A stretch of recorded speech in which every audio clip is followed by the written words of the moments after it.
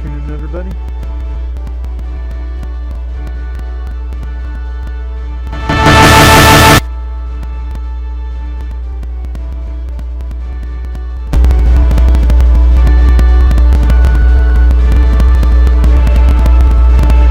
Afternoon, everybody.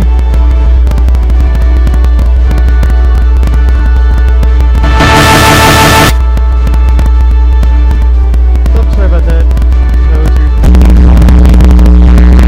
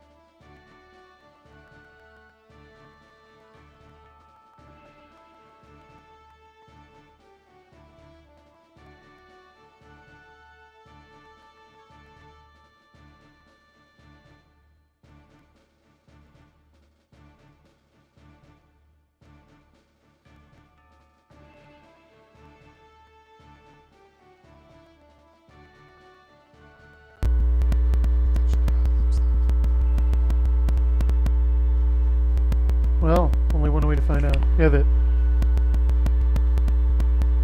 weird thing is that I'm not coming through, and I was before I started streaming.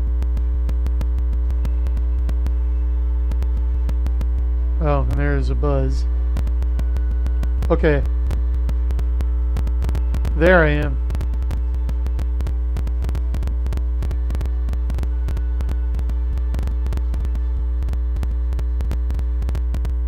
Can we still hear you, PA?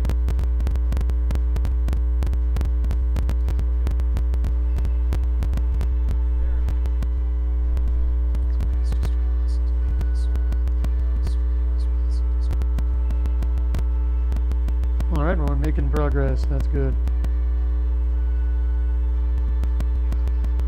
Said that there's a hum.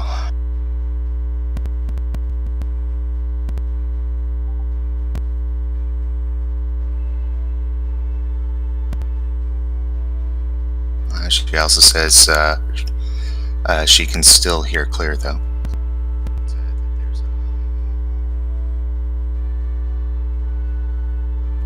Yeah, I hear. I'd managed to fix that earlier. In the Discord.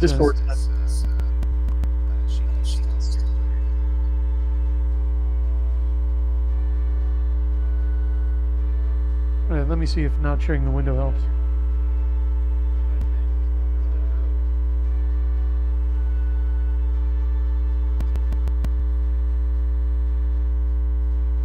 Okay, now it's doubled again.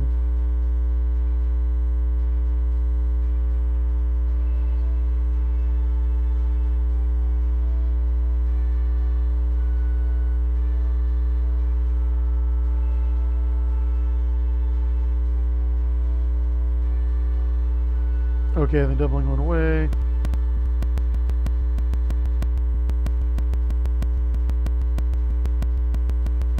Okay.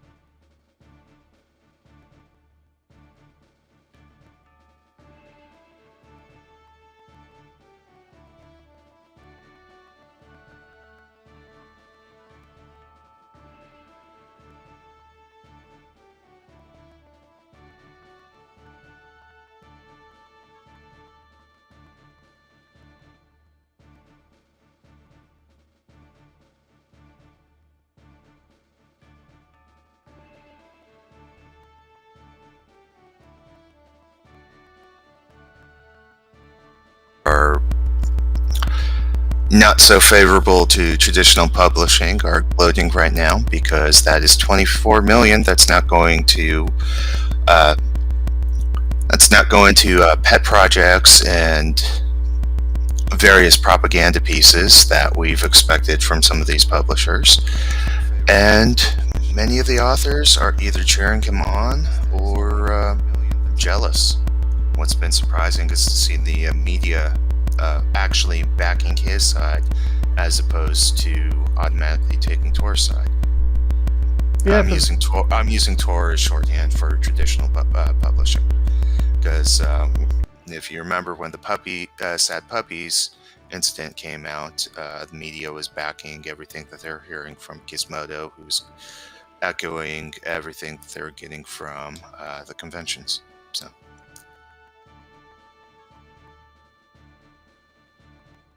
So 24 million and climbing.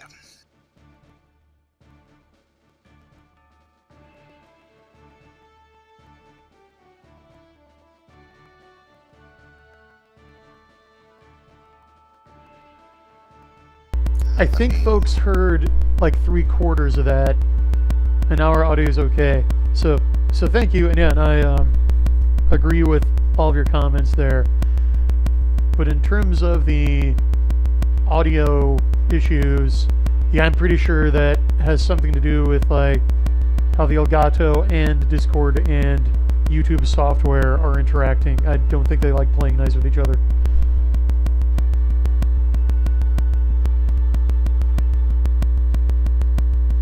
Oh, now I'm told it's working perfect.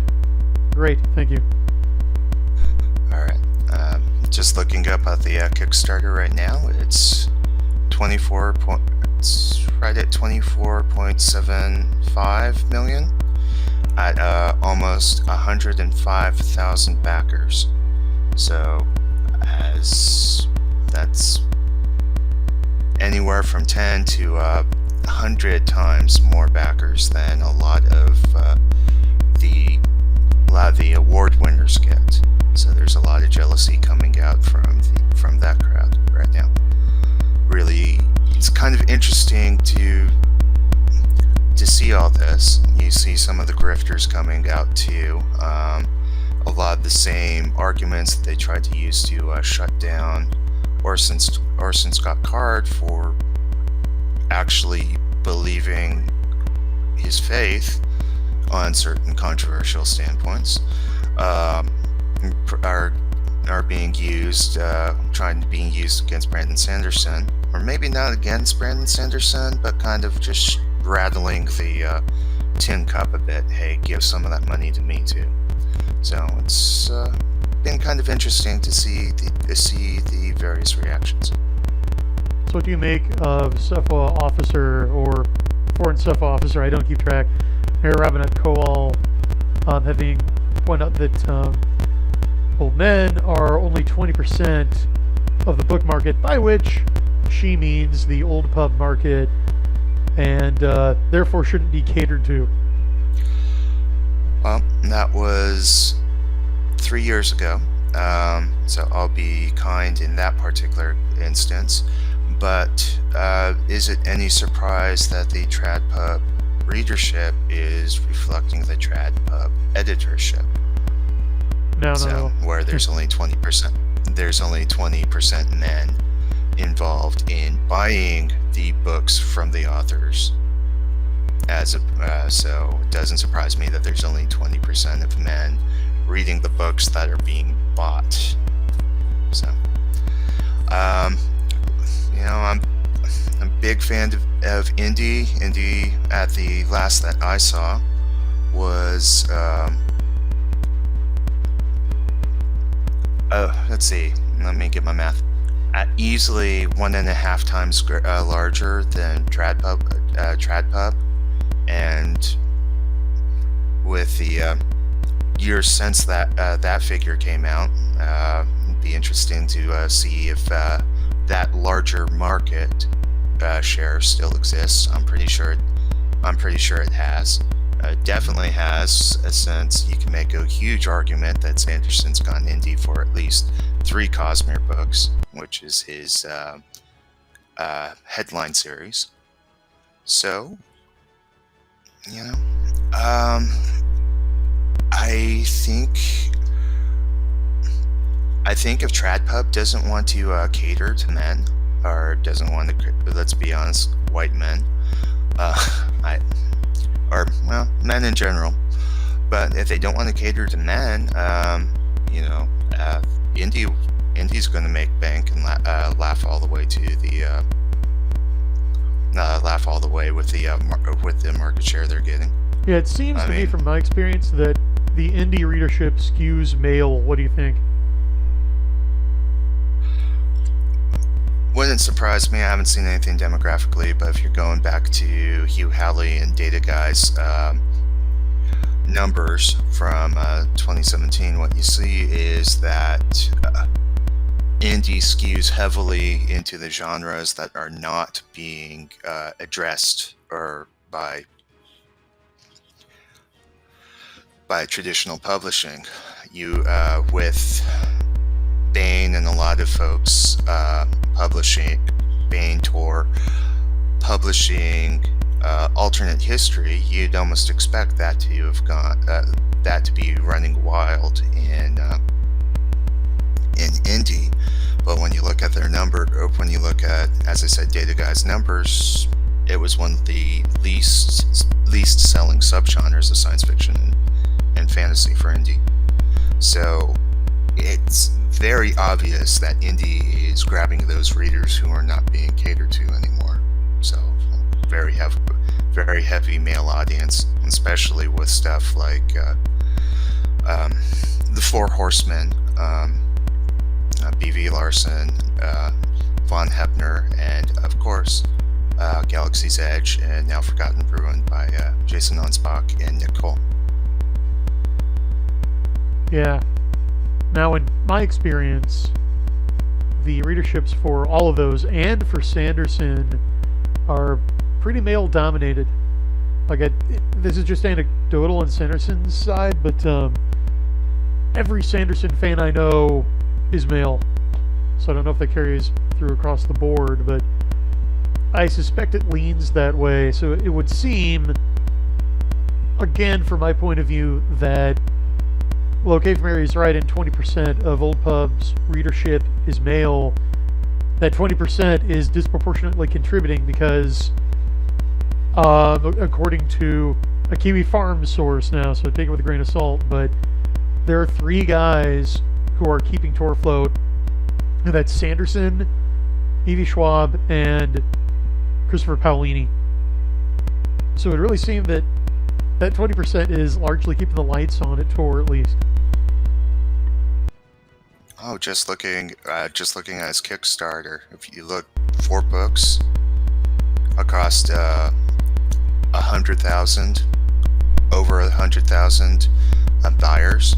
It's 400,000 and sales right there that are going straight to Sanderson, not getting put into traditional publishing market. And Sanderson has always been a publisher's joy, because you send him out with a contract, he'll come back with your book on time, he'll come back with 2 more books. Yeah. So now they're not getting those. Yeah, and actually, one dirty little secret is TradPub really doesn't like when authors overproduce that much, because they have this archaic business model where they've got their yearly list, so they've got all the books that they want to publish and when. So throwing a book like above and beyond your contract at them kind of upsets the apple cart.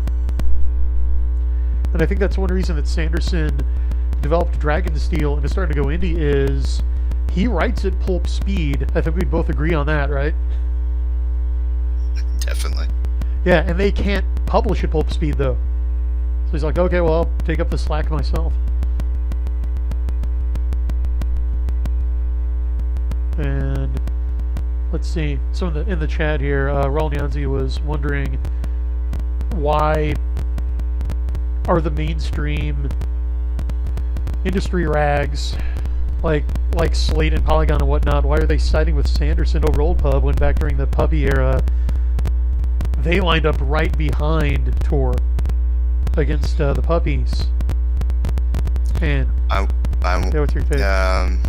I'm wondering if I should put down the tinfoil hat for this one, but I'd also would be remiss to point out that Gizmodo and the IO9 writers, who's now part of Gizmodo, are on strike. Oh, good point. So you think it's the scabs who are writing fill-in articles against the narrative? Not so much that. One thing, Sanderson has made it. The Cosmere is the one shining success in fantasy in the 2000s and 2010s. As far as TradPub goes, I know they put a lot on Lies of Locke Lamora. They put a lot on Name of the Wind. For various reasons, neither of those guys could finish their series. I'm not gonna, say anything, but I'm sure Bradford Walker in chat could. Anyway. But they had a lot of things trying to break out. But as far as mainstream, the Cosmere's been the new wheel of time and more with that. So some of it is, hey, I actually like this, I'm going to stand up for it. I think some of it is the usual whisper network that happens in conventions that runs straight through Gizmodo is shut down because of the fight between the union and management. There's still some buzzing chat. Well, it's way better than it was originally, and it doesn't seem to be on our end. So, comes and goes. Yeah, like Raul said, we're just going to have to deal with it, unfortunately. Because I've tried everything. And I've noticed that all the setting changes from all the tutorials I've looked at don't even affect anything in terms of the stream quality. So, I'm at a loss at this point. We'll just soldier through. Oh, hey, I'm Brad. Feel free to join in the Discord if you want. Me and Pulp Archivist are talking Brandon Sanderson's his coup d'etat in TradPub, where he has just single-handedly invalidated their entire business model. Because, like you were saying, PA, not only are those 4 books that Tor is not getting from him, but he has to know, like, he has to be able to see his own balance sheets. His accountants could definitely tell him how much more money he is making by releasing those books on his own. Because not only is he doing the Kickstarter, I heard that he still plans to, like, release paperbacks of them. So he's still going to get royalties. Right. And from what a lot of the naysayers were trying to say is, but Tor, the publishers are going to have the publishing rights to it, are going to have paperback rights. Well, okay, but they're not going to grab this they're not going to grab this huge pot of money. So, yeah, and that's what NewPub does. I don't know. I can only conjecture, and there's a lot of bad information on Twitter. So who knows what's going on? But again, 3 novels from his flagship series gone indie.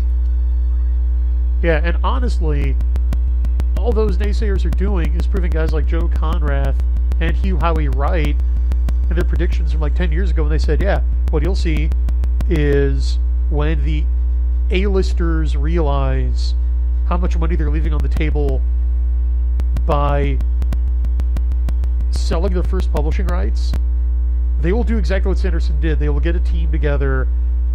I don't think he specifically foresaw the crowdfunding, but he said, yeah, they'll offer like the first edition self-published and then sell the paperback rights to traditional publishers as an ancillary right. And honestly, I think that makes sense.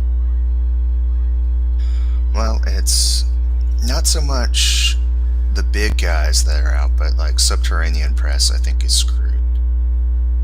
Subterranean's been doing, went from releasing a lot of niche stuff, such as Sanderson's The Emperor's Soul. They re-released Bridge of Birds, etc., etc. And now they're going into, all they're going into are these big, huge $50 and $70 hardbacks. So I think they're probably going to be screwed, especially if the Kickstarters start doing first editions of that of hardbacks too, with all that. So honestly, from the puppy days, couldn't happen to a nicer crowd, but Yeah, I have a Schadenfreude problem. that's a good problem to have.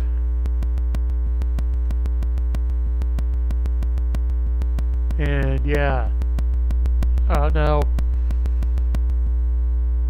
some folks may have seen a potential contradiction in some things that some new pub authors, including me, were saying in response to like some of the naysayers. Like one objection was, oh well, even if Brandon Sanderson does inspire other like A-list and then even like maybe B, C, and D-list trad pub authors to dip their toes into indie, well, doesn't that take market share away from us, the guys who've been here all along? And my response to that is, well, look, nobody buys just one book, okay, especially an ebook. They're not really fungible assets like a toaster or a straight razor or something. And a lot of people do just stuff their Kindles and their phones with books that they don't read. I mean, yeah, as authors, we want our books to be read, but at the same time, we get paid whether or not people buy our books or not, or whether they read our books or not, as long as they buy them, rather. But then, on the other hand, though, I was celebrating this because, kind of like you were intimating, Old Pub is, like, they do espouse zero-sum thinking, so these 4 books from Sanderson that he's self-publishing are 4 books they are not getting first rights to. And I don't think there's a contradiction there. What do you think? Well, one thing to remember is the trad pub crowd and the Kindle Unlimited crowd are different sets of readers with different tastes, and things are being developed. The way stories are written to address certain tastes. The whales in the Kindle Unlimited crowd are not the same whales that are the whales in trad pub that are buying all the trad pub books. Well, good. So what Sanderson not just did with that, he pulled a lot of people. He pulled a lot of that old pub crowd, exposing them to what's happening in indie. So that different world. And from an indie standpoint, Sanderson's might have been the biggest of the lot, but there's still other Kickstarters. So what happens when they start looking for other stuff? Will White's Cradle series is having a Kickstarter for a box set. Cradle is a cultivation, kind of a Chinese shonen fantasy. I guess that's the quickest way to explain that one. That I think is one of the best fantasies to come out of indie. Very good,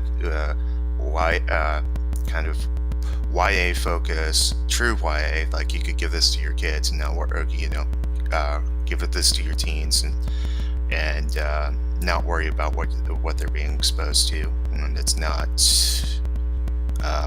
the whitewash and the preaching of a lot of Christian fiction.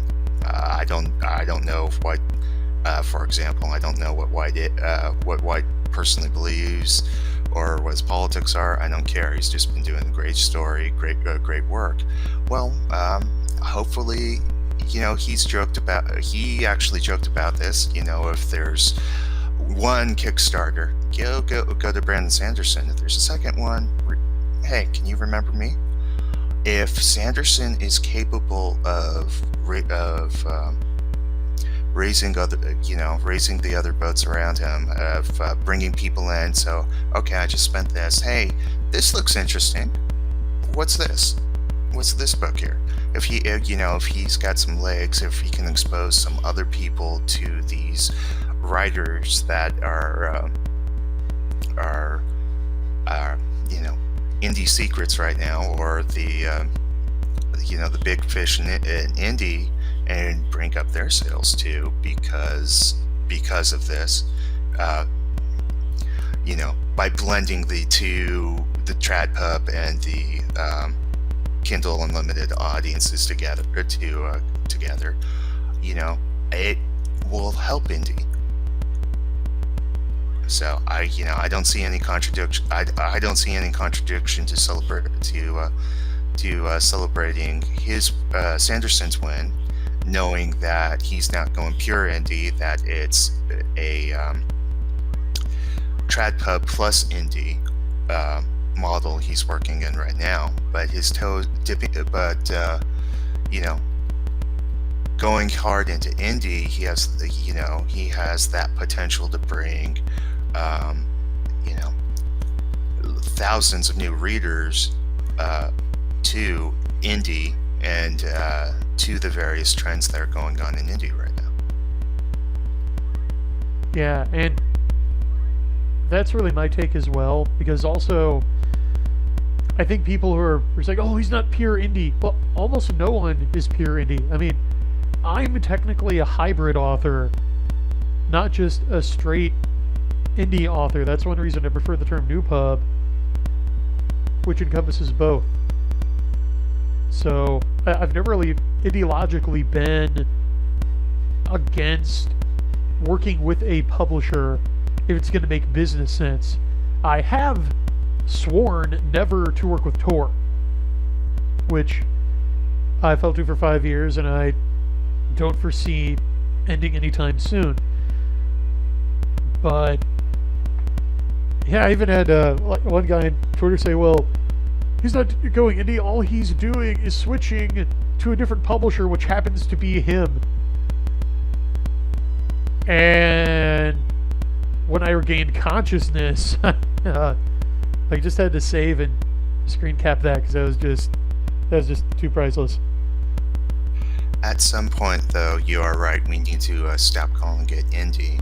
I mean, 5 years ago, it was the larger market. It was the big fish. It outsold, outsold Trad Pub 3-2.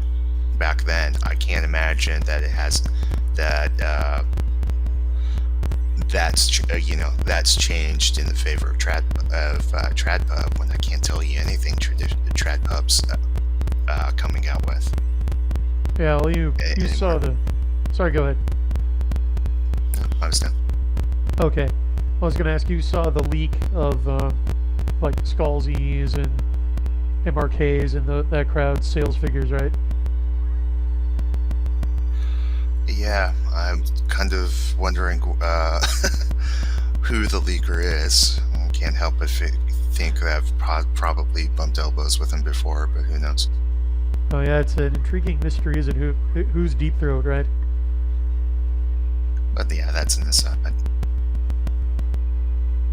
Yeah. He's a legend. Okay, I'm gonna try this again without killing the special character. Sorry, go for it. Yeah, about those numbers though. I'd seen them before. It did hit, but it hit again. Just how little things sell these days. So, I know I'd been tracking the numbers from just the science fiction magazines. So you had, I'll just stick to what I know. For example, on this, you had a high of about 200,000 issues sold, 200,000 sold per issue back in the Shaver Mystery days. So we're talking like 1945 X-Files type stuff that the fans tried canceling. Okay, they haven't come back. No magazine has ever gotten near that again. The average science fiction magazine was our fantasy magazine, from Weird Tales, Astounding, etc. was doing 50 to 60,000 per issue. Huh. Now, with analog, amazing fantasy and science fiction. All these. The best one is doing 10,000. Most of them are about 5,000.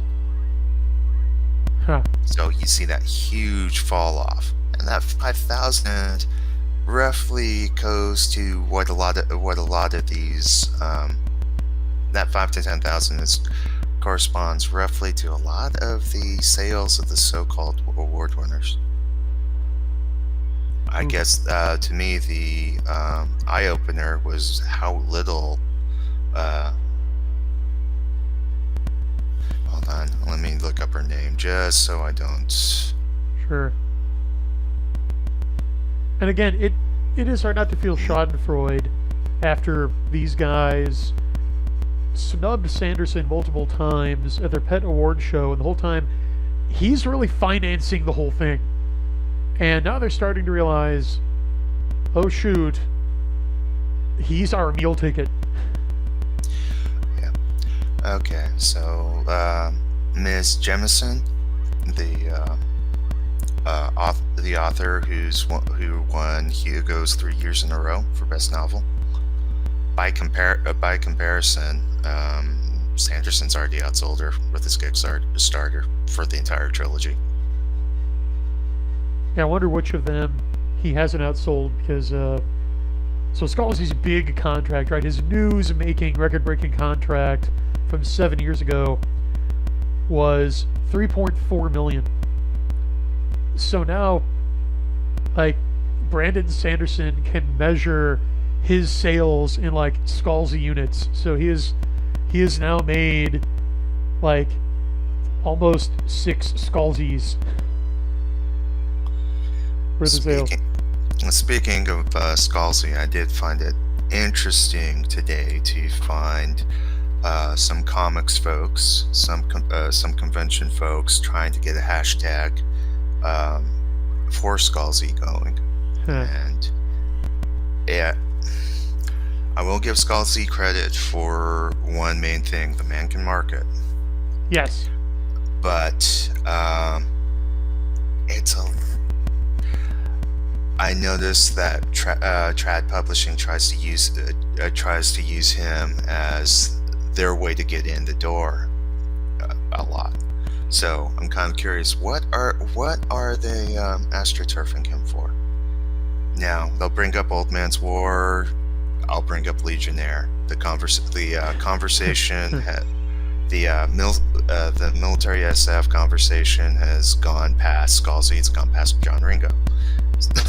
Yeah. Just by the presence of Galaxy's Edge alone, but with the additional writers in that sphere are, they're running with the ball, and it's well past the helmet for my pillow clones that Starship Troopers and everybody reacting to Starship Troopers is writing. So it's kind of curious.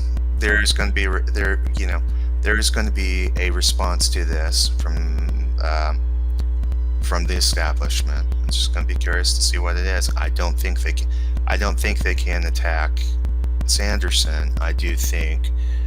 I really think I really think the big thing here is who's going to sell the shovels now.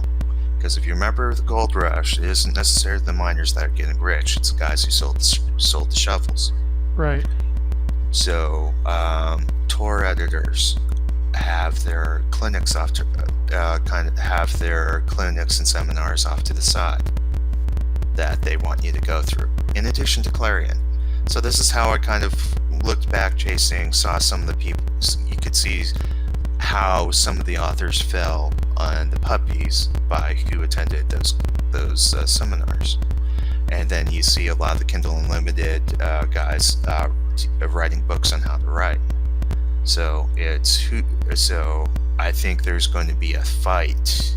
I think the real fight is going to be, who do the new writers listen to?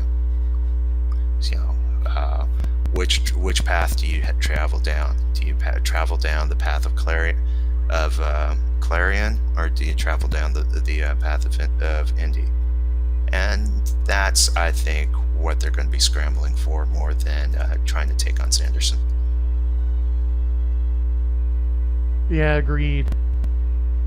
Now, I would also like to mention the inestimable Ardenon to the chat.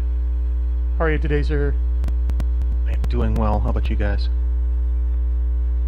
Welcome. Doing great. Thank you very much. It's been interesting listening to you guys. I caught on late that you were coming on here. Yeah, sorry I did it spur of the moment. No apologies necessary. Glad I could drop in. Interesting listening to the distribution issues with newsstand publishers. I keep cranking on the horn of comic books, but it sounds very much the same for comic books.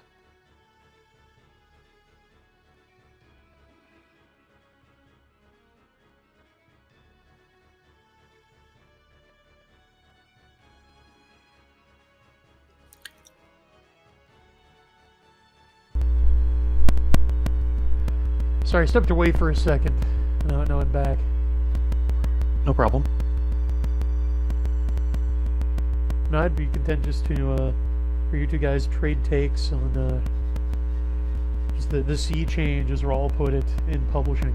It's really exciting. I think what publishing is seeing is a little bit of what comic book publishing has been trying to do for the last 5 or so years, with whatever group you're affiliated with that's independent of the big two and the small three. I'm just watching comics right now because you saw a lot of SIFWA folks try to get into comics to try to get into Star Wars and such, and a lot of the Fanish revolts, a lot of the changes in leadership on that closed off that platform, and then you start seeing whispers against Marvel, whispers against Disney, whispers against Star Wars. Right. So I'm wondering. Well, one thing I'm convinced that a lot of writers bet hard on Disney Star Wars, and when that didn't pan out because of the controversies around the movies and the continued, basically, civil war in quote-unquote fandom that's gone from everything touching geek culture right now. Yeah. That since that dried up, they're kind of left holding the bag, and you're going to see a lot of bitter whispers. Yeah. Right. And I don't know what the status of Star Trek is, but I can't see that being any different than Star Wars in many respects. In fact, I kind of look at it as the little brother to Star Wars problems right now. I think some of it's a bit of tone. There was a lot of tone deafness in it. If you're doing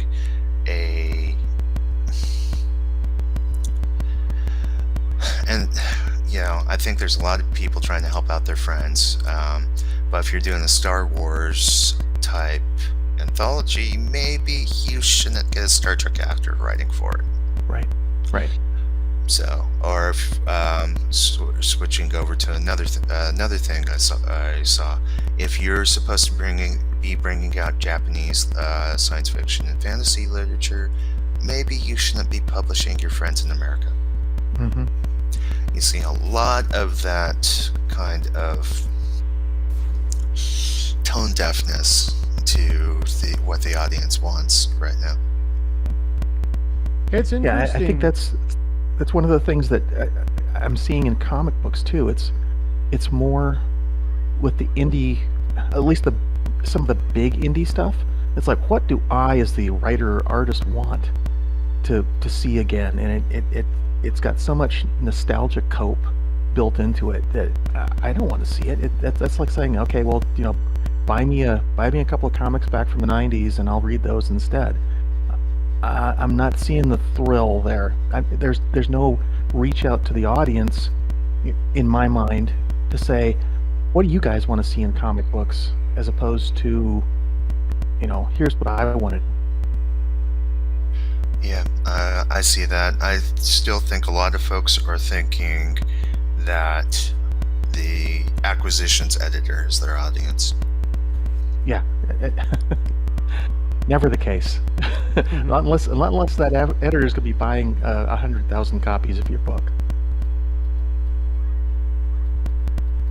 Yeah, what's interesting to me is how Disney Wars burst onto the scene, and then all of those Young Turk authors in Old Pub who were like culled from like Clarion Workshops and from like more hipster indie started salivating and thinking, this is it, this is our way in. And just how many of them have broken on the rocks of Mouse Wars?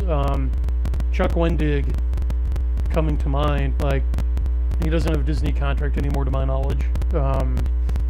Last seen suing archive.org, right? And then to bring us full circle to Galaxy's Edge,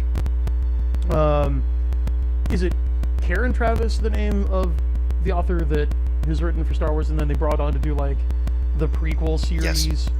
which is now not canon anymore? Yeah, yeah, you're right. It was pretty quiet, to be honest. I was just looking around through Amazon, saw it familiar. Oh, this came out. Wait, wasn't this Galaxy's Edge? So, I do want to point out that same Kiwi Farms leak pointed out that unless you're Timothy Zahn, a lot of those Mouse Wars books aren't selling. Yeah. That was a fascinating thing to read.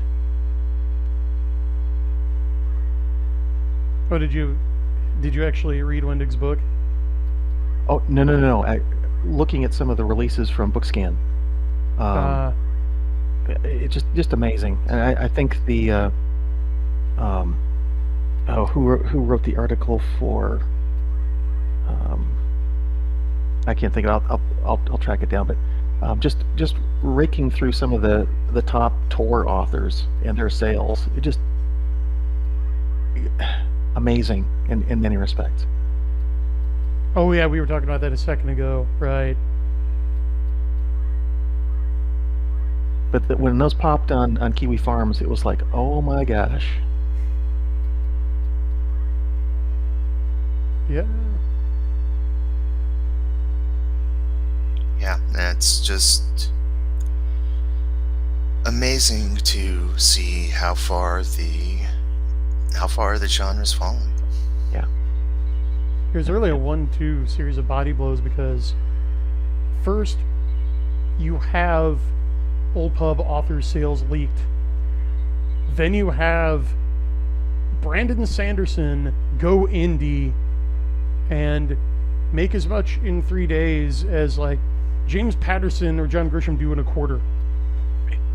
Right. It's almost like we were right when we said in 2015, 2016, hey, you guys aren't representing fandom as a whole. You guys aren't receiving the market. You guys are, you're not seeing the market for what it is. You're just awarding it, making awards in and of yourself. Now, I do agree with Kursova. We really didn't do a great job selecting short fiction as an alternative, and those who said, okay, so you just want to replace our guys with your guys, kind of had a point. But it's been interesting watching some of the fanzines, so watching some of the things going on, and it's like, okay, Brad Torgeson's points he was trying to make to the group, yeah, this is an illustration of it. And it's also been kind of interesting to see how Scalzi got blamed for the puppies. So Really, I missed that. basically his aggressive type marketing for awards. Hmm. He pioneered what Larry Correia and then Vox Day would use. Yep. I think that was his advent into the Dragon Awards, wasn't it?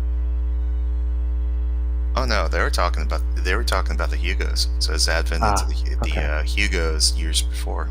So. Okay.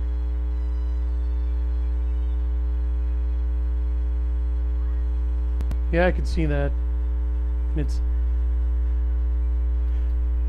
been so long, I almost forgot. Hard to believe. Yeah. The funny thing for me is going into other books, other genres.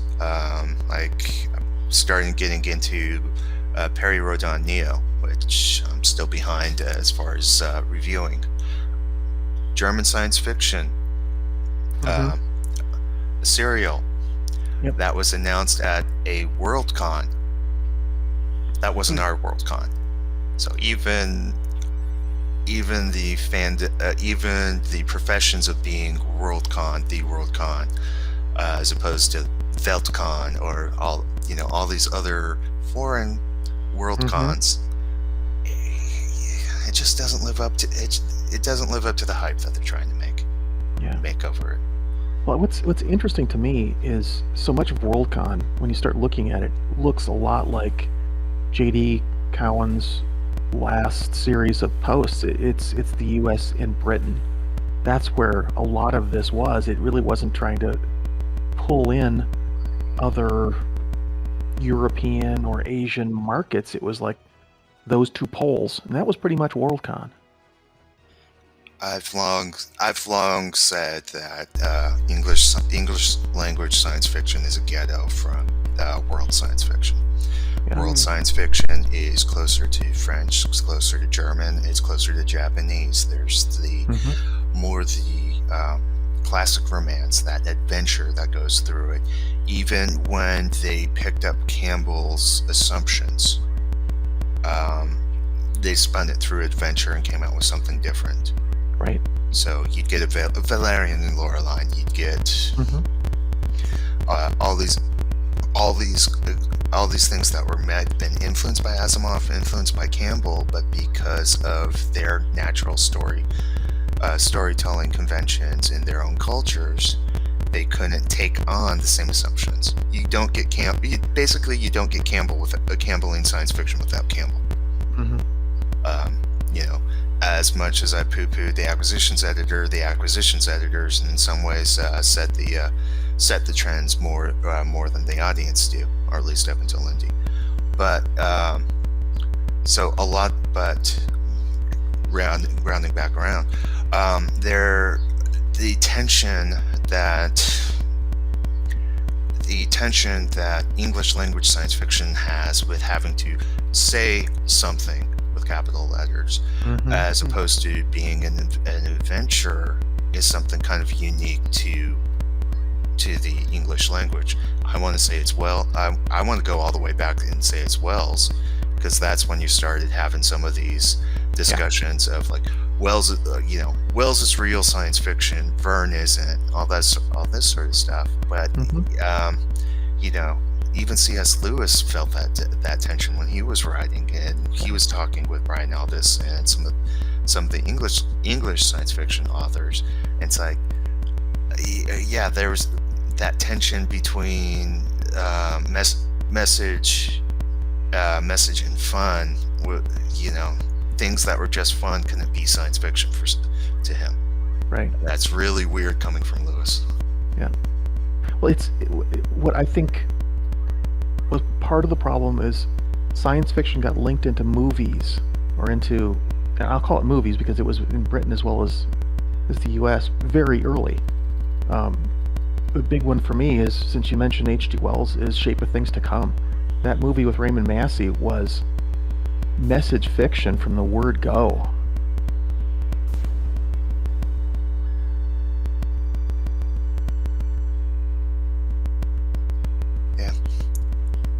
But it's why we constantly have to we being English language science fiction community have to constantly relearn that before you can educate, you have to first entertain.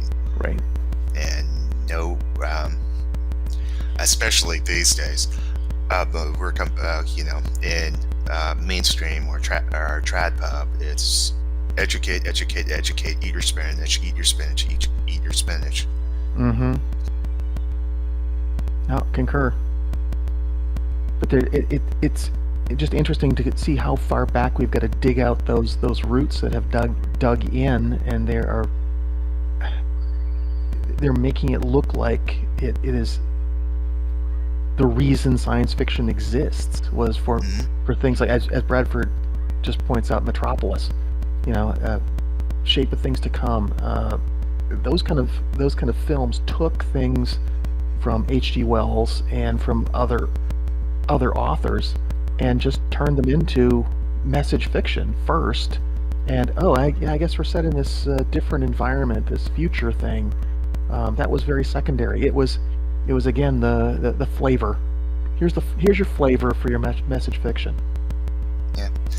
Well, the Baron just pointed out in chat that he remembered his 9th grade English teacher describing a science fiction story as a story centering around some form of social criticism.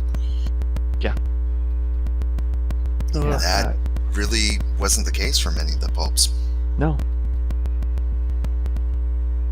That wasn't the case for Jules Verne. Verne was like, hey, here's some cool stuff.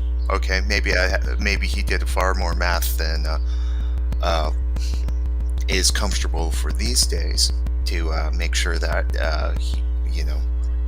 everything was right. But there's a lot of this is cool, and he also didn't consider himself a science fiction writer. He was an adventure writer. Right. But a lot of his adventures, some of his adventures, definitely science fiction. Oh, again, futuristic adventure. I still like J.A.D.'s descriptions. Futuristic adventure, mythic adventure. Put your adjective in front of adventure and get your story. Yeah, I think I've argued this a couple times, not necessarily successfully with some indie writers, that science fiction is a setting.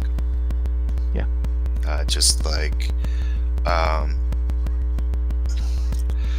just like it was popular to have a lot of Chinese or Asian, whether it be Arabian, Indian, Chinese, Japanese, and those were common settings. And this is just one more common setting.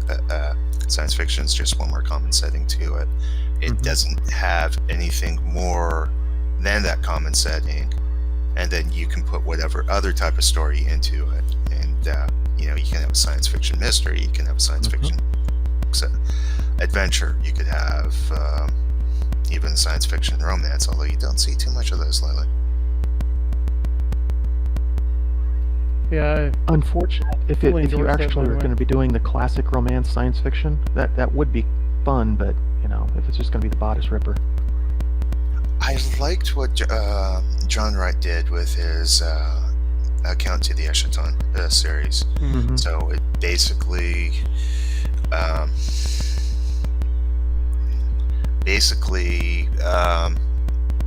had a couple superhumans, not in the comic books sense, but kind of in the genetically engineered more than human. So the man's wife goes on a trip that's basically thousands, tens of thousands of years long, and he's got to wait for her return somehow. Right. And so you have that personal romance aspect informing all this social, technological, and just radical changes that are going on while he waits. So.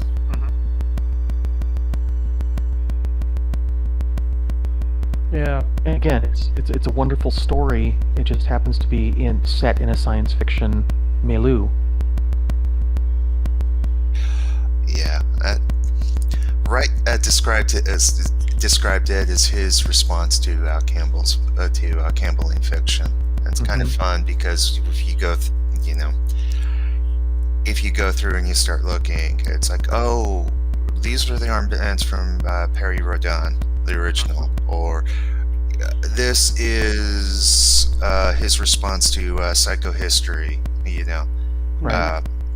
He had an entire article as far as, Asimov never really postulated having multiple groups having psychohistory, multiple opposing groups having psychohistory and trying to use it. And he always assumed that everyone, there was one future, everyone would hop on board with it.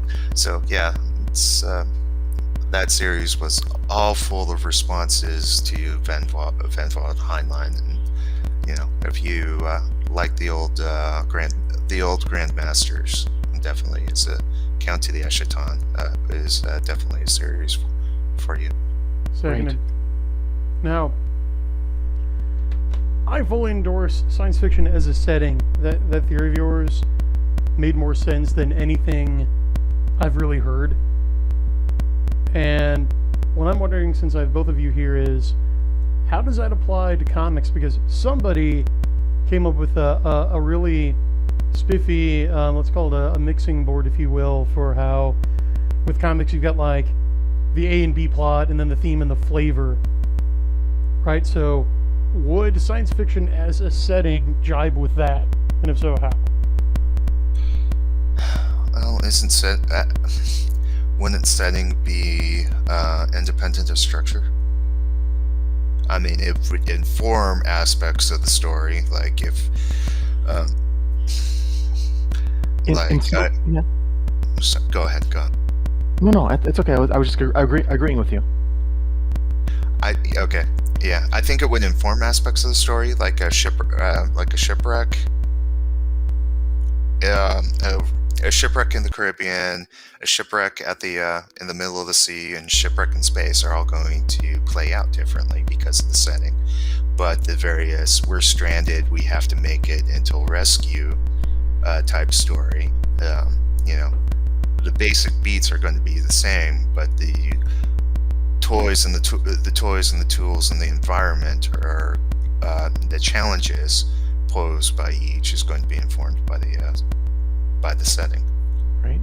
And I think it's interesting too that the philosophy that is used, and probably even the historical philosophy to some extent, is going to influence what that environment's going to look like. I was having a chat with somebody who's a long-term comics reader, and he made mention, and I kind of looked at it and said, all right, I guess I agree with this, but Marvel Comics is science fiction.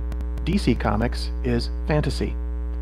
If you roll back to about the 50s for DC Comics and start the 60s with Marvel Comics, it's pretty clear that that's how it was played. Marvel Comics was looking at it as kind of a science fiction story, whereas DC Comics was looking at it as more of a fantasy mythic adventure with these superheroes. It doesn't surprise me, given that the original company who made what became Marvel Comics, who gave the name, had Marvel science fiction, had the Marvel science fiction pulp, right, beforehand. So yeah. It's always been part of their history, always been part of their DNA. Yeah, and it's interesting too that when superheroes declined with it wasn't the Comics Code Authority, but the first version of the Comics Code in 48, 49, I mean, it wiped out superheroes. They were pretty much gone, short of Captain Marvel, Superman, Batman, and Wonder Woman. There are a few floating around, but those are the big names. Everybody else pretty much said, we're going to crime, we're going to noir, we're going to romance, we're going to comedy, we're doing something other than superheroes. They had faded away. But that science fiction tag, like you're saying, for Marvel Comics, when they were Atlas and then Timely, carried through quite nicely. It was very much like EC Comics. They had that kind of science fiction and horror were parallels for them. They never really hooked into war and westerns and romance, but those two, science fiction and horror, were really their primary channels. And Atlas Timely kind of did that too. If it wasn't in their romance and western wheelhouse, it was monster science fiction quasi horror. So you think the quasi horror was how Marvel got Conan and Fafhrd and the Grey Mouser then? I'm just throwing that out because that's the most obvious fantasy I can think of for Marvel. Well, remember back in about 1968, DC was sold to Warner Communications in 67. Marvel was sold to MCC in 68. And after those times, they're now controlled by large corporations. And the buzz around at least Marvel Comics at the time was, is this superhero thing a fad? Because you've got some of these folks who are working there were original creators back in the 40s, when in the inception of comics back in 37, 38. They've been around for a long time. And they see that superheroes is about a 10-year cycle. Well, they've gone from 67 to 68, and it's been great. But that means in about 2 years, the superhero fad may be burning out. What do we do next?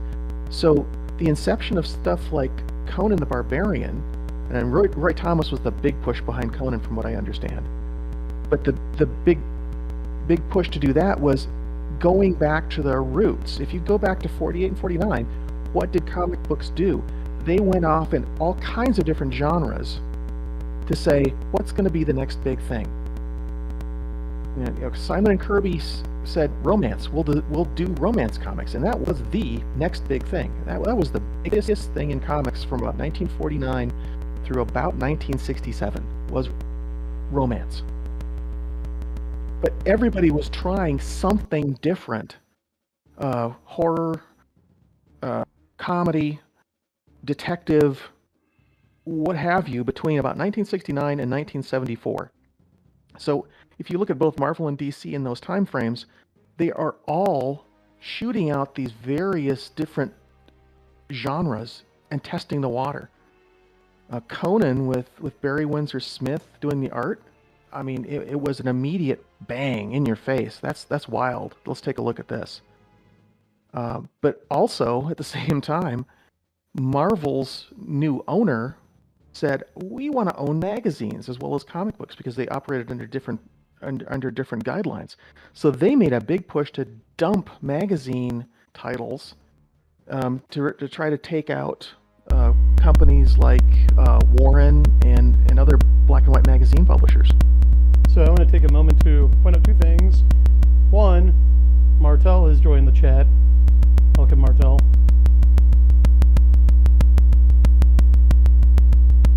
How you doing? I'm doing fine. How are you? Good. Because second, I want to point out a frog is threatening us, and Reinhardt is reacting as if it's totally blown his mind here. Oh, and CL. Welcome. All right, we got a full house now. Awesome. How are you, CL?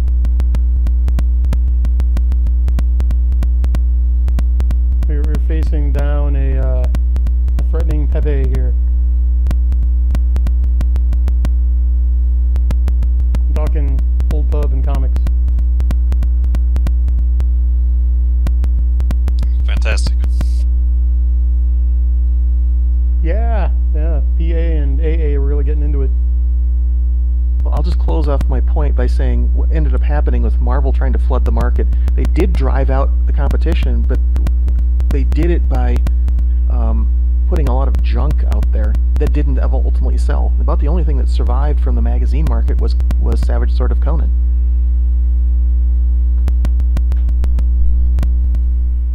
Wow. So then, how did Cape Comics come back? Was that Jim Shooter's doing, or what happened? Was it the movies? I think part of it was the movies because again, comics were struggling for a couple of reasons between 1971 and 74 or so. I mean, it was essentially economic downturn, the first oil crisis. So sales for comics across the board were kind of in the tank. But you didn't see an upturn in comic books, at least at Marvel, until after Star Wars and Jim Shooter shows up. And really, if you take a look at sales figures, the sales bump looks like it corresponds to Star Wars. So does that mean people are going back to comics for, hey, I want some charged up fantasy, I want some superheroes? I can't really say to that, but I think Shooter was able to at least take advantage of that, because you see about 81, things really turn around, and Shooter's lineup of comic books, it gets cleared out of all that, oddball stuff, as some people would say, all the romance stuff, all the science fiction stuff, for the most part, goes away. We're back to superheroes, about 1980, 81, and that's what goes from 81 to about 87. And then the fall off happens as soon as Shooter leaves. So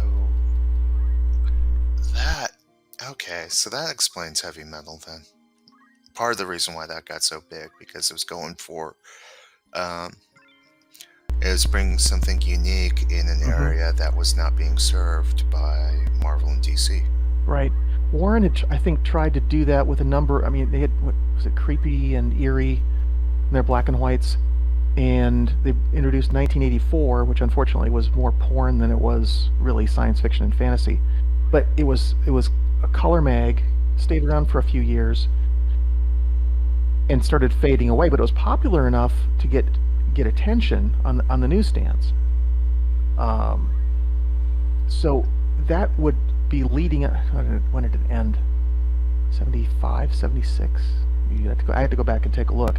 But that transition into Star Wars and that kind of brighter, non-nihilistic science fiction adventure feel kind of came back, and I think you see a little bit of that in the 80s in comic books. It was trying to ride that wave.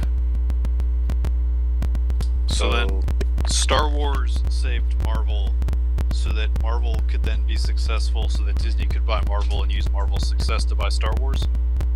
Ooh, I wish I could say that was the case, but well, maybe it is. Maybe it is. Because, I mean, you take a look at what happened from 87, was it 86 was the sale. Marvel, the MCC sold out to a number of independent investors. And then was it 96 or 97? I think 96 when Marvel went into bankruptcy. They weren't making a lot of good choices after Shooter left. And was it because Shooter was gone? I don't know. But it was also when Marvel made when Shooter left, was about the time Marvel made the decision to say, yeah, we're going with the direct market, and the newsstands can go hang. So, did the Dark Horse Star Wars comics have any effects on the market? I probably can't talk to that, because my strong links with the big two kind of ended around 1985 or so. I shifted over to indie comics in that time frame. So I was connected because I'd hit the local comic store and talk to the owner and the people who were working there. But and my friends would buy comic books, but I wasn't really locked into a lot of the biz at that point. It was more, I'd catch a news report. Oh, Marvel Comics went into bankruptcy. Ooh, well, how about that? Well, you don't get the Old Republic video games without Dark Horse. Yeah. True. I used to love the look of the Old Republic Dark Horse Star Wars comics, like Tales of the Jedi. And I know I'm breaking Brandek's discipline, but that's pre-Ground Zero. Right. And it's not like we're getting any more of those. Nope.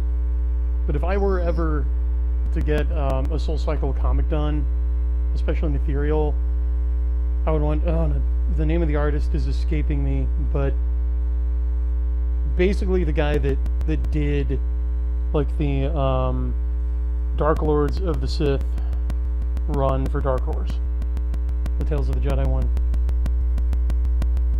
I think that'd be really complimentary. Well, I'm kind of crossing my fingers, because I think we might be about ready to go through another Ground Zero. Just looking at this time for anime and manga as consolidation happens. Consolidation means you have fewer gatekeepers, and the whims of any particular one gatekeeper matter more.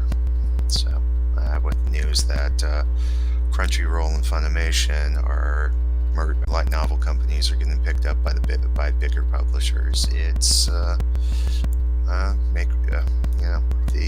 musical chairs are going away one by one. Chris Gossett and Mike Barrero were the pencil and inker on that, Brian. Thank you.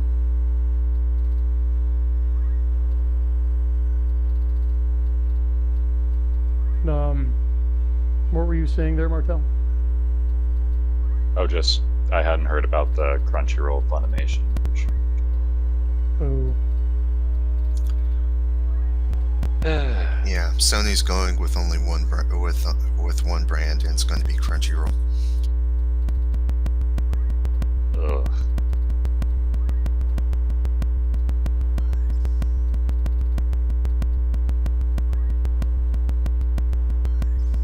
This is odd.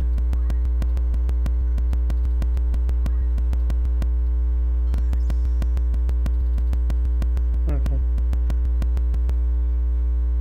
Just trying to do my infinite GP trick. But yeah, I mean, Japan, in terms of pop culture, is usually said to be about a decade or two behind the West. Probably accelerating now, but yeah, I mean, if we kind of map them to Gaming Ground Zero, which happened a decade later, they're really overdue for it. It's really amazing they've stood out this long, or they've withstood it this long. And nothing lasts forever. Right. Well, I guess being on the other side of the ocean, well, kind of like how we're about 10 years behind Europe. Yeah, you'd mentioned that. That's right. In terms of fashion and politics. Well, Bradford Walker is pointing out that current events might overtake all these predictions, just with the way various people are playing their hands over Ukraine. Yeah, one of the... So, without focusing on the thing which I majored in, which is economics, trying to avoid politics, America and NATO are burning a lot of these things. Like, well, disconnecting people from the SWIFT processing system.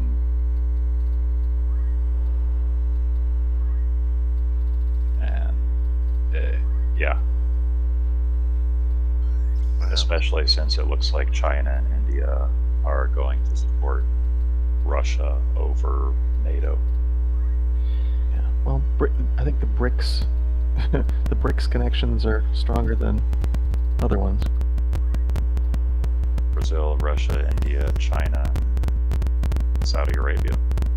Not Saudi Arabia, I don't think. I think with the original formulation, the S was lowercase. Yeah, it just seems like comes back to the same thing between Europe and America. And what I've been reading in a lot of the science fiction from Germany, there's kind of what is the difference between influence and power? And I do think we're all going to get a lesson in that very soon. Yes. Well, there's also the problem of influence being the holdover from when you actually had power.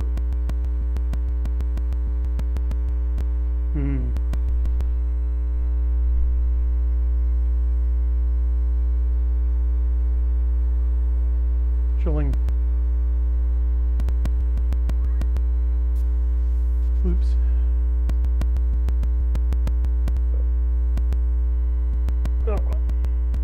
That's maybe South Anyway. Africa. Yeah. Okay, yeah, that makes sense.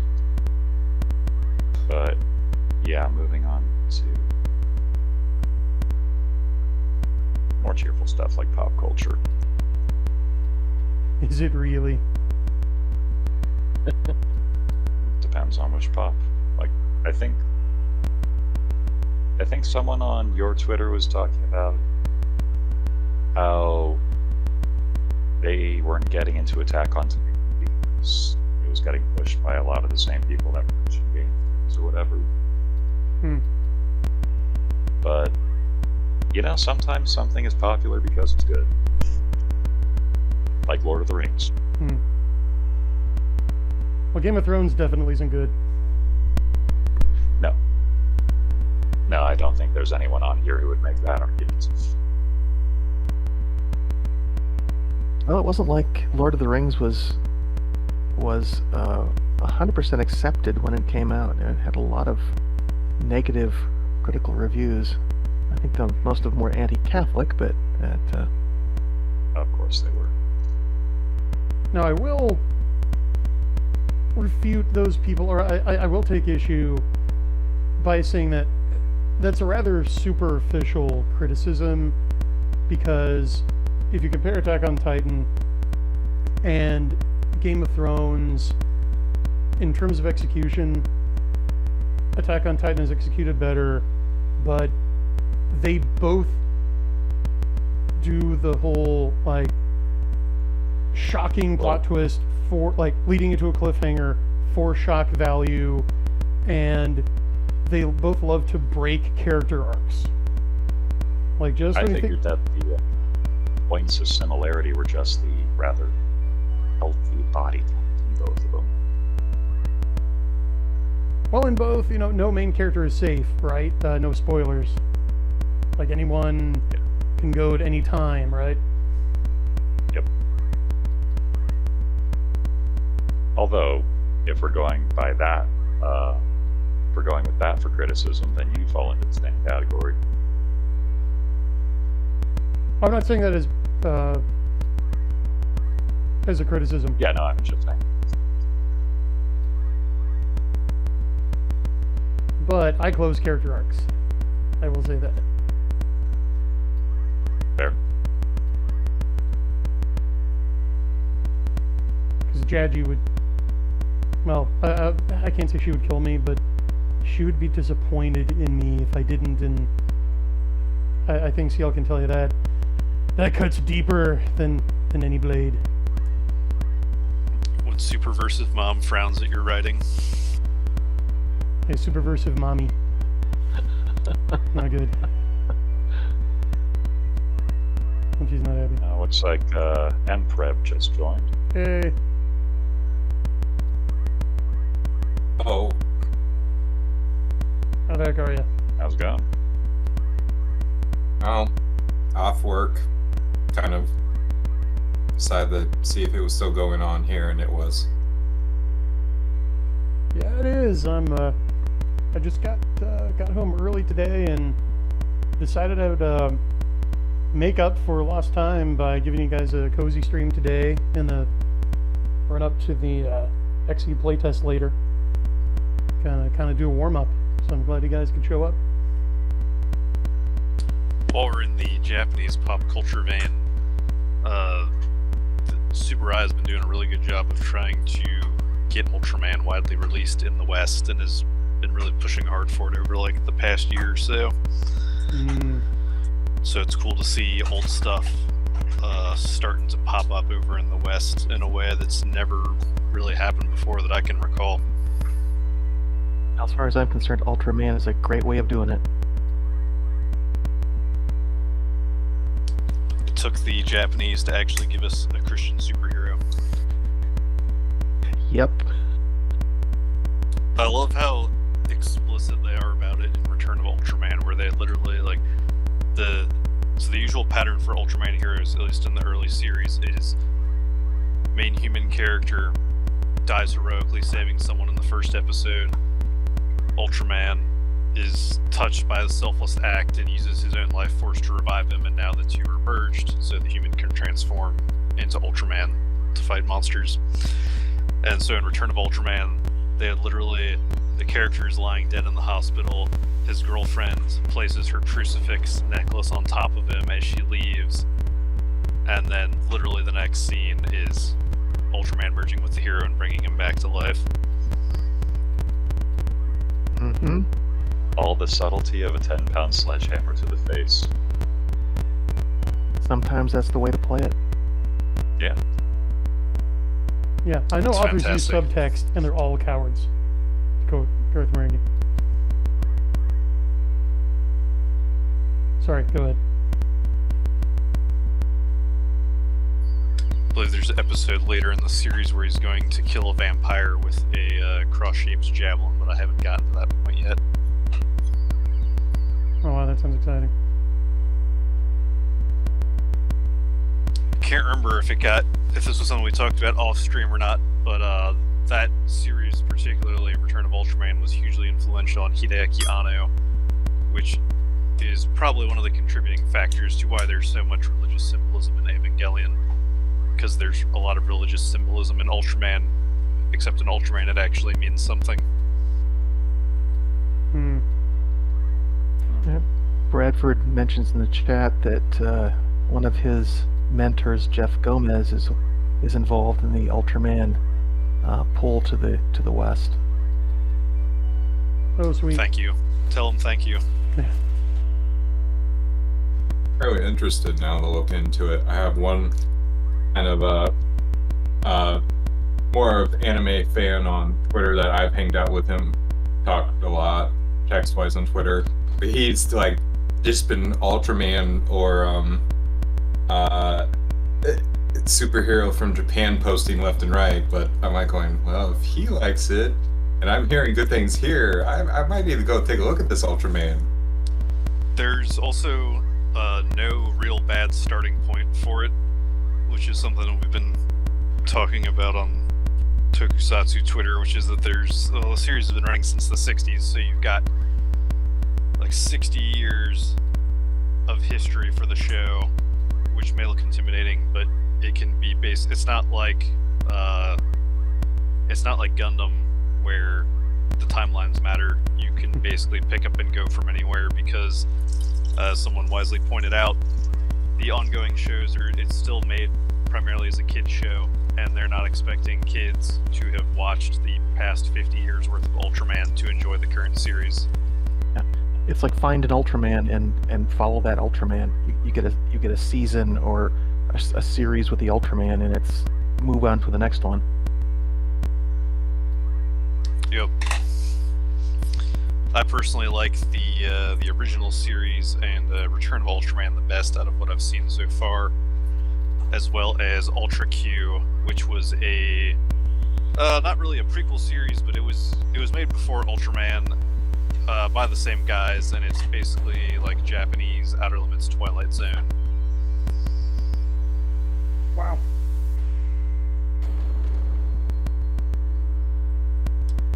And the narrator has some fantastic outro narrations where he's just like, remember kids, if you look up in the sky and see the sun, it might be the sun, or it might be a giant sun-eating monster. Anyway, we'll see you next week. Possibly. Oh man, I've seen some of that Japanese humor in other shows. That's great. Wow. Yeah. Remember, kids, when you go outside, the giant monster under your bed isn't out here. Or maybe he is. It sounds like a Finsler Films short for E-Bomb's World, but for real. Remember those where they would like redub G.I. Joe, knowing is half the battle segments, to be just on crack? Yep. It's kind of like Personally, my favorite always was, remember kids, knowing is half the battle. The other half is violence. Yes, I've seen military forms of that extreme violence. Yeah.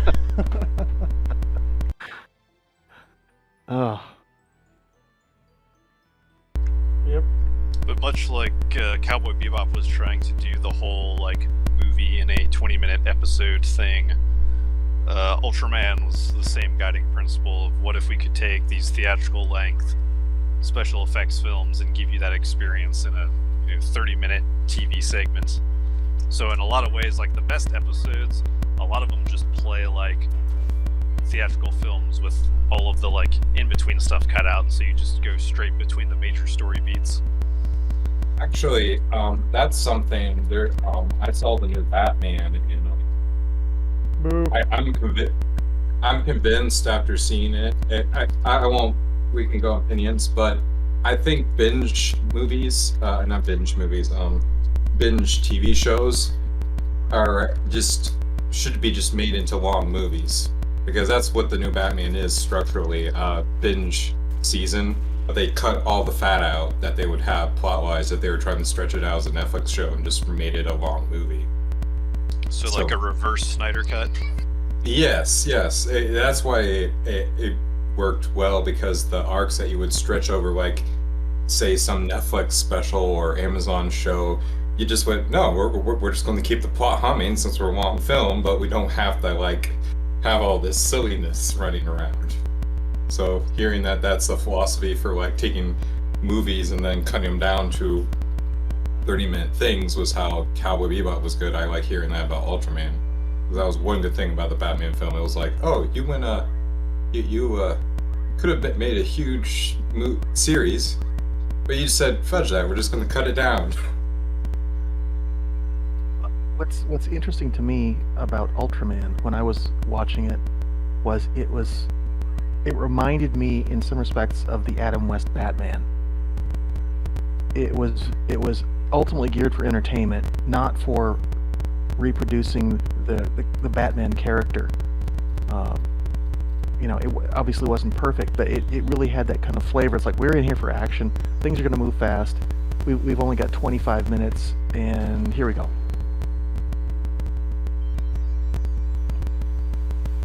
Oh, greater good. So, Oh, actually, speaking of he made it. Ultraman, Christianity, pop culture, and Japan, I had a thought at Ash Wednesday services. Just for why all of the Crystal Dragon Jesus churches fall so flat to anyone who's actually Christian. There's no dogma to them.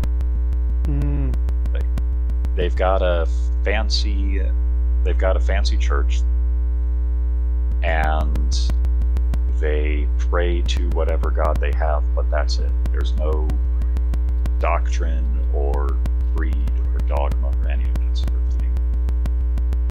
So it's kind of like a monotheistic Christian flavored Shintoism? Yes, that's exactly it. Well said.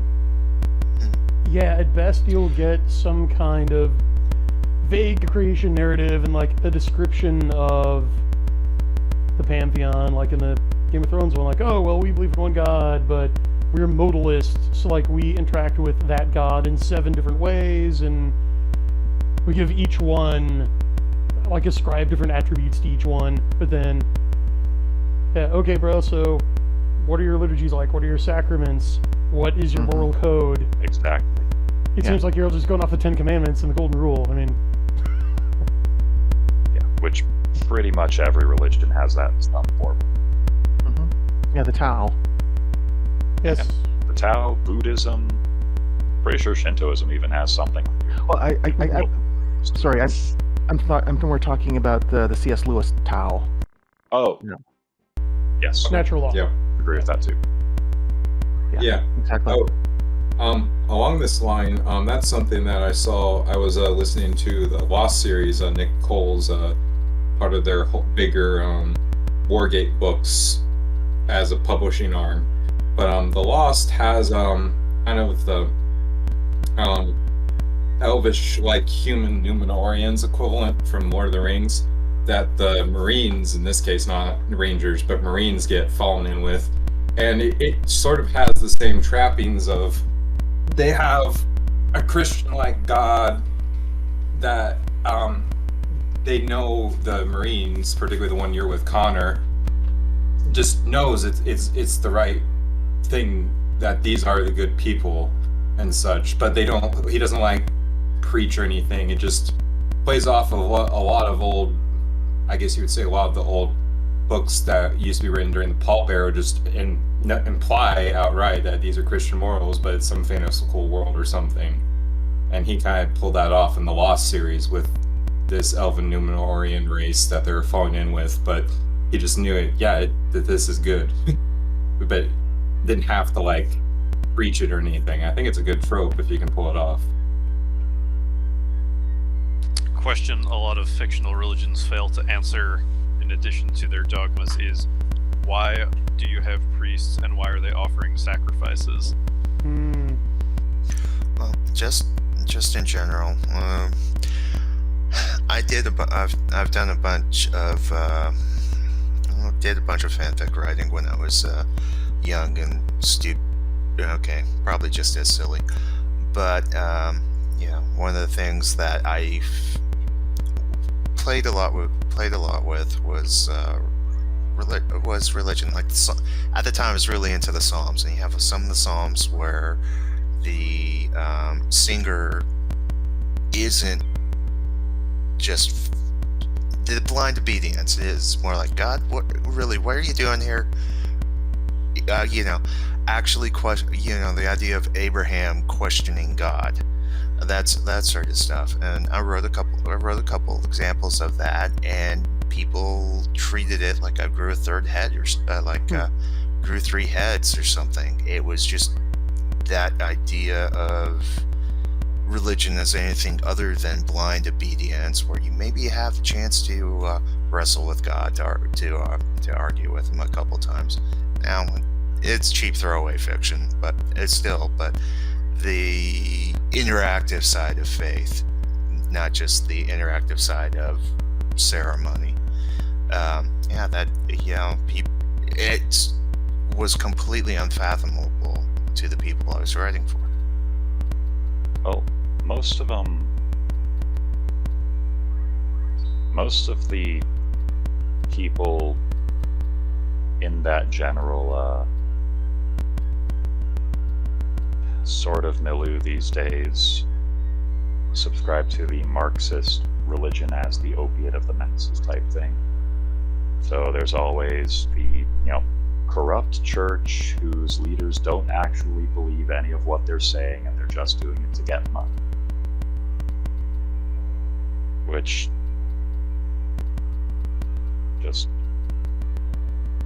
requires you to have a pop culture understanding of history instead of the actual one.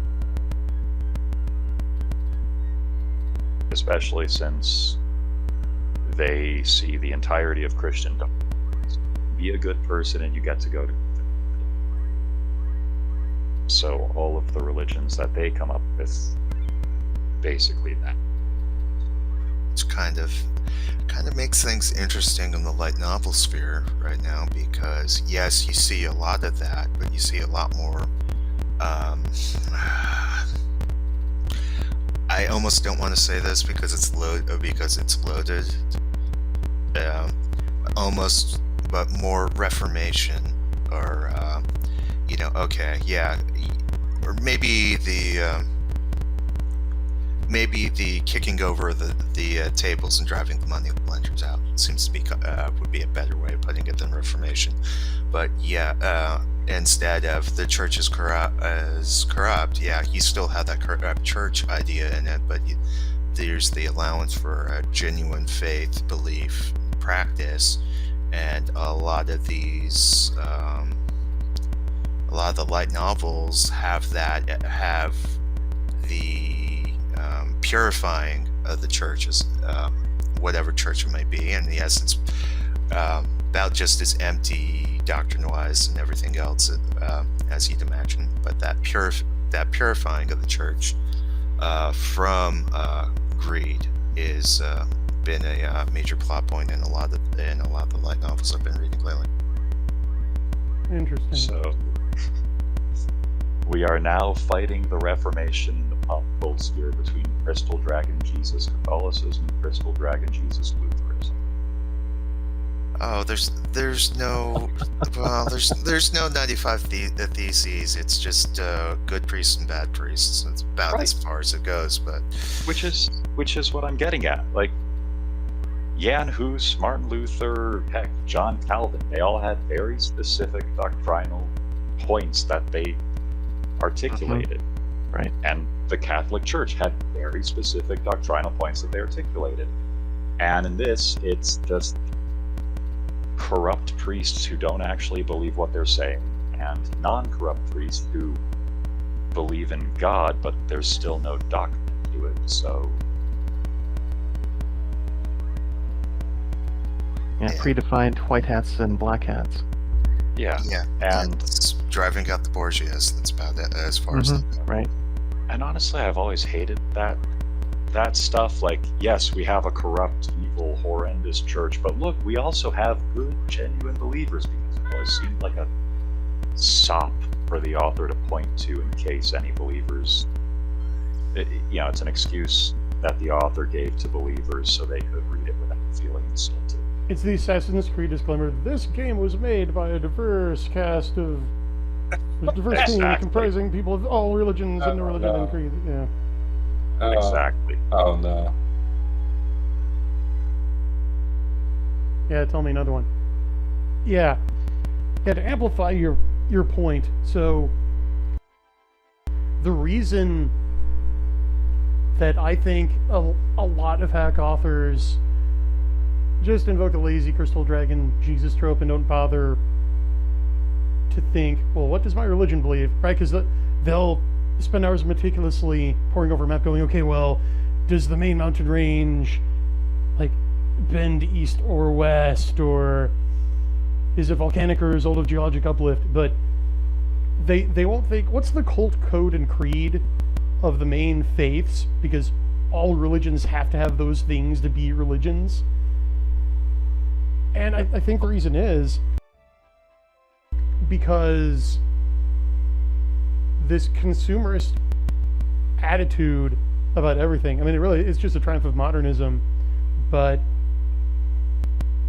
that's as deep as they look into religion. They see it as just this boutique retail choice. It's a life accessory. Like, okay, what car am I going to drive? What slacks am I going to wear? What church am I going to worship at, if any? It's like politicians, right? Where they triangulate. Oh, okay, well, to appeal to the voters in this district, where should I attend Sunday services and be photographed attending Sunday services, right? Right. So it's essentially a cargo cult mentality Mm. by the author in that respect. Well said. Yeah.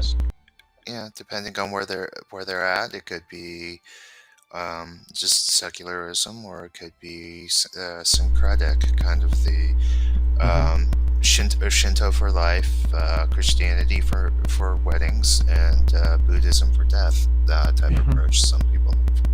Yeah, and I note also that going back to Tolkien, who definitely did not espouse that ethos, that approach to religion in life, just didn't include it in his books. If I might step in there. Yeah. So he had it in his books, and on one of his final drafts, he deliberately excised it because he felt that the religious elements had been subsumed into the symbolism and the story itself, and that it would be a distraction to have like explicit depictions of Middle-earth's religion in the text. Yeah, and it clearly was the right call. Because that's how, like we were talking about, how you've got to entertain before you can educate. That's how you do it. I mean, Yeah. that is how you ease people into the hot tub of genuine theology, right there. Right. Bradford Walker in chat rejects the evil church. Good for you, Bradford. Yeah. It's just, it's the sort of cargo cult, and you also see this in debates, or without bringing up specifics, any public debate where there's some element of morality or truth, which as Christians behold, which people just seem to think, well, that would make my lifestyle a sin, so why don't you just change with the times? Here's Like, what's no one actually is this thing true? It's always, is it convenient, or is it courageous, or is it tolerant? well. Here's what's Yeah, tolerance. really weird, though. Okay, so since the 70s, at least, both Catholic and Protestant leaders have attempted to attract more followers or retain the ones they have by relaxing disciplines, right? Or even watering down or throwing out doctrine that, and it's always in the direction of comporting with modernism and appeasing the world, right? But if you Right. look at the parallel, hostile, heretical death cult that has replaced Christianity as the dominant cultural force in the West, it does nothing but multiply burdens and add jots and tittles and whole paragraphs to the law and just come up with this constantly shifting, ever more burdensome, ever more controlling list of moral laws. And nobody on that side notices or even complains about it. House in the shifting sand. Yeah, expand on that, if you would. No, the house in the shifting sand. There's no way you can get a foothold or maintain a foundation with things that are continually changing like that. Well, and It's no wonder that mental health issues are kind of increasing rapidly. yeah, now that's why I'm more and more coming to the conclusion that Christian leaders have got it all wrong, and that to maintain and grow their congregations, they need to, well, I mean, return to tradition. They need to double down on and restore these disciplines. Like, hey, United States Bishop Synod, clarify your teaching on Friday abstinence from meat. Just, the perennial teaching is no. Just reinstitute that. Don't, like, none of this, oh, well, you can substitute another act of charity instead of abstaining from meat on Friday if you want to. Or, now I think it's like, if you're under 18, you don't have to at all. It's like, no, everyone, no meat. Like, we're going back to that.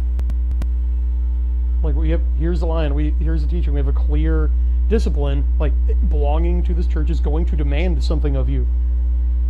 You're going to have to sacrifice for membership.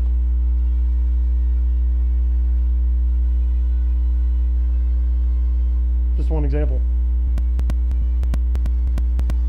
I mean, look what the death cultists are willing to do for their perverted faith. Well, a lot of that's I'll also say- just having control over the media. True.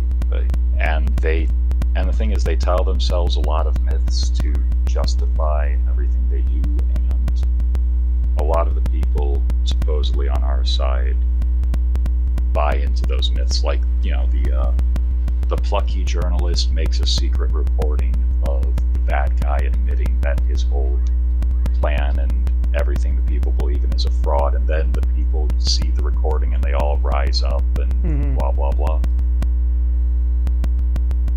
Yeah, a lot of people who should know better buy into that as well.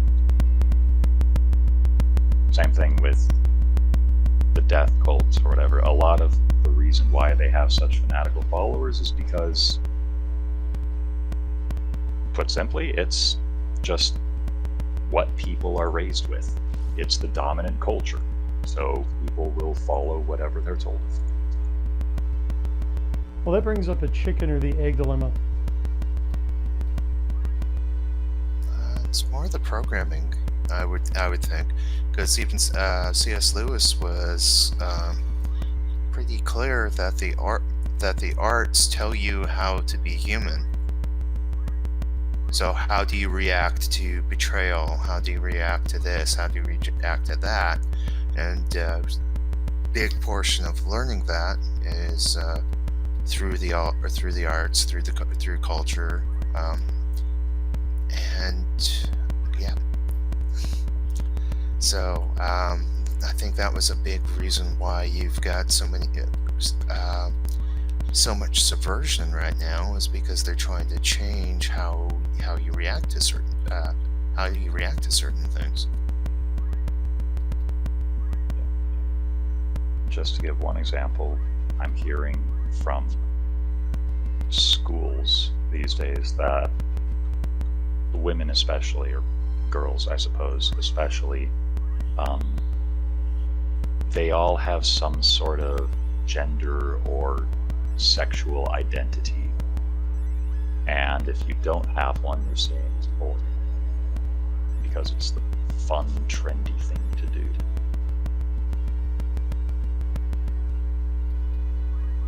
Yeah, it's just a lot of it's just the old definitions with new names, but also it's like, what do you feel disgust at? Yeah, it's been shown that leftists have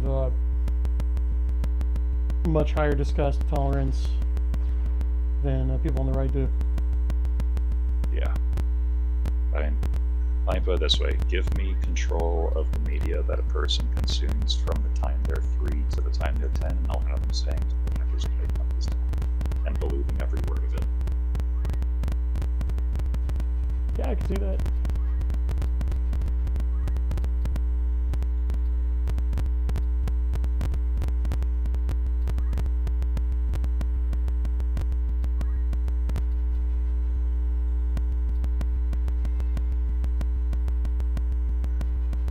Which is why it's so essential that we good, proper, uplifting art instead of something designed to shock and degrade. Amen. I think absolutely everyone here can get behind that.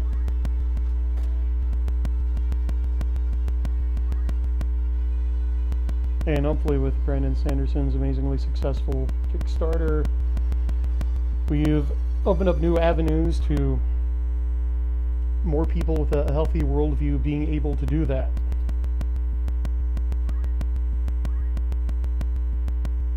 I was discussing with some new and aspiring authors on Twitter, like, okay, well, what comes next? What would this emerging neo-patronage model look like?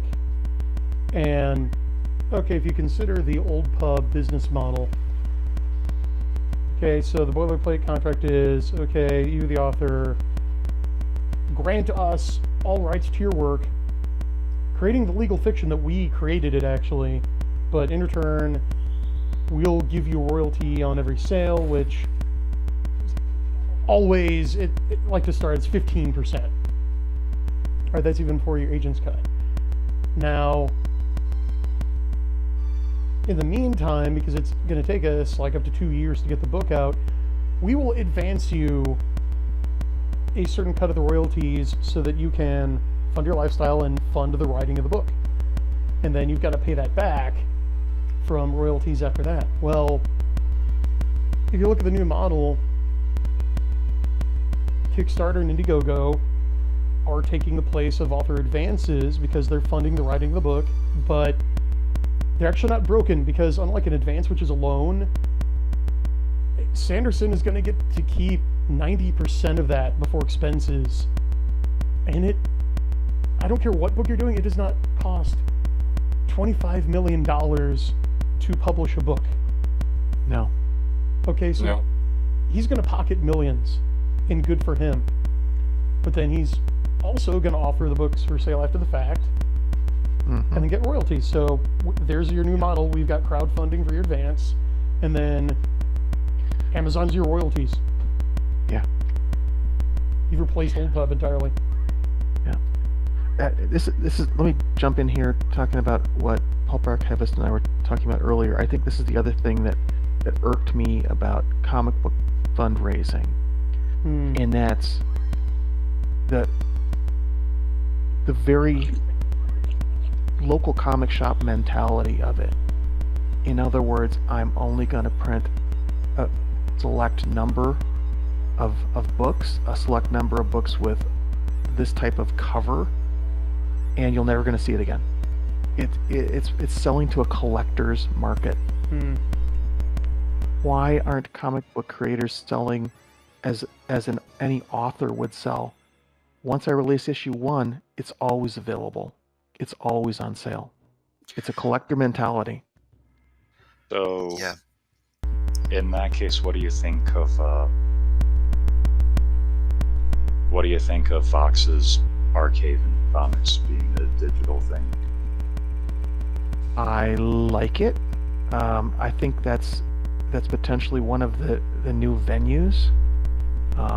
If I was going to do comic books on my own, I think it would be exactly how I'd go about doing it. I'd release a lower resolution comic book for free on the web that anyone can go come a look at, and they can go buy my physical book or a high resolution ebook someplace else, like on my site.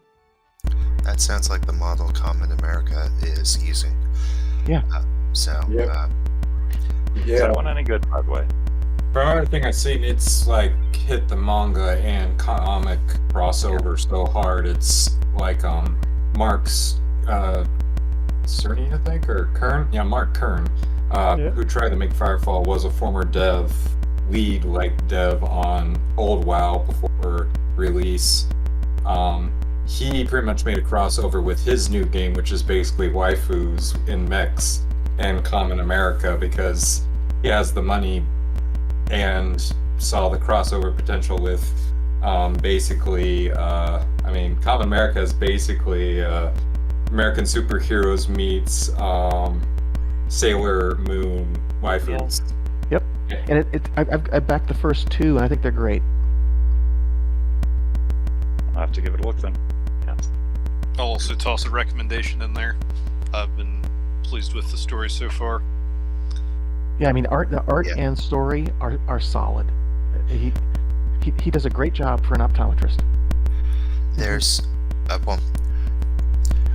there's a webtoon for it. So if you want just a lot of it's omake or 4-panel comic outtakes or side stories. So it's you're not going to get the main one, but you can kind of, it's like at the end where they do the special comics on a lot of manga. Right. It's more just character pieces, and you can get a feel for whether or not it's your thing from those.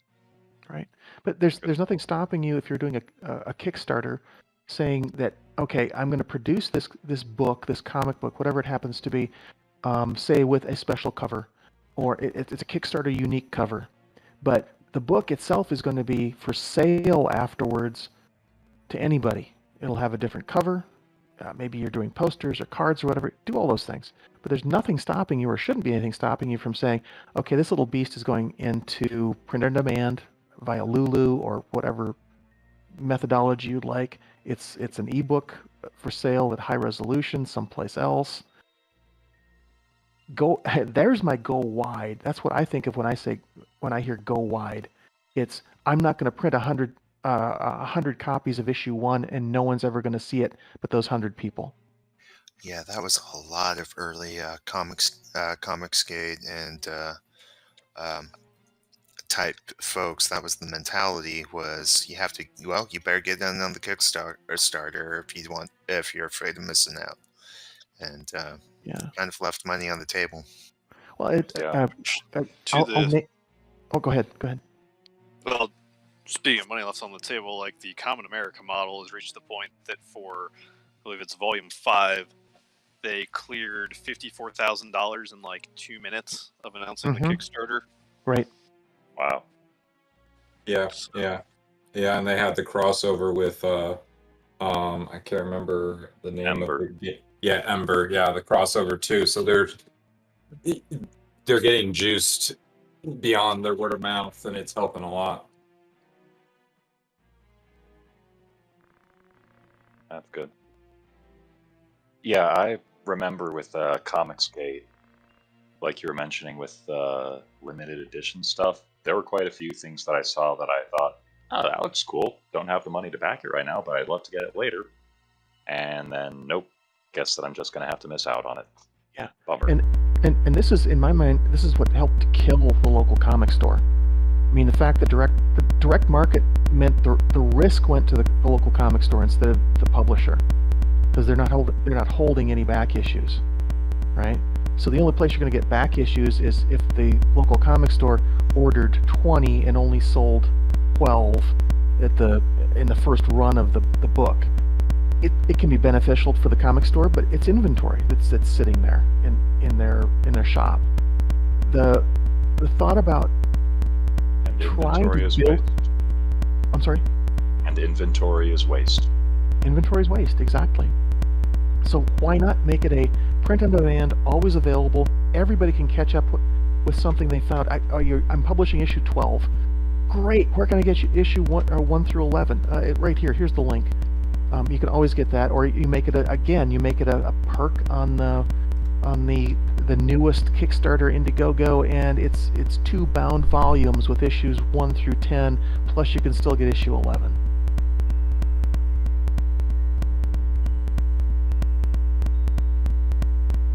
The game's kind of getting into it. Martel was mentioning earlier.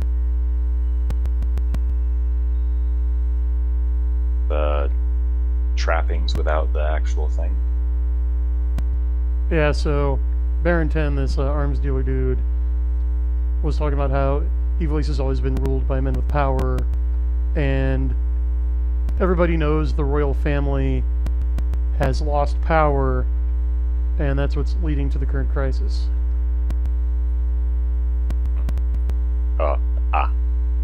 Going way back to the start. Yeah. Okay. Yep. And one of these days I might actually write a book on power. Ooh. You should kickstart a book on power, and then, yeah, I'll give you a signal boost.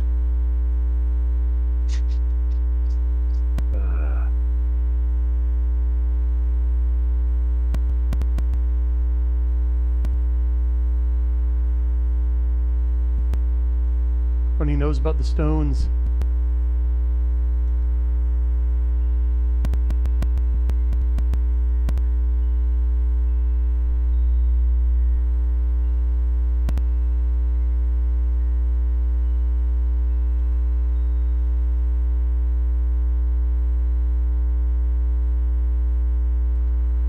But didn't mean to derail the conversation. Please. Just looking at the game.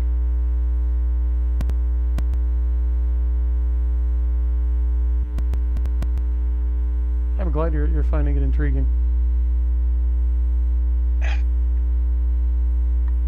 It's such an interesting mix of great stuff and terrible stuff. Hmm.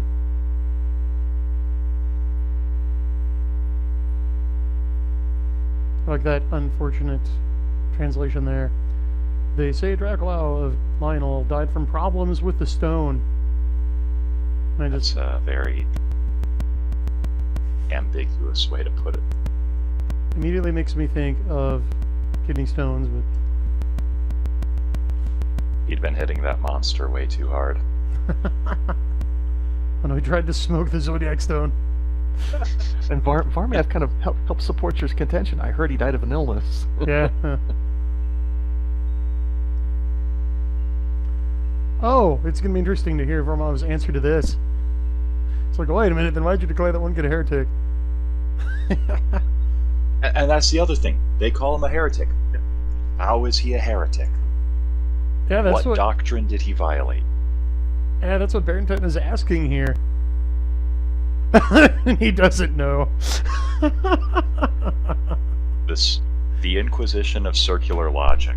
We declare people heretics because they are heretic before they aren't, because we declare them out. They wouldn't be here in front of us if they weren't a heretic. Innocence proves nothing.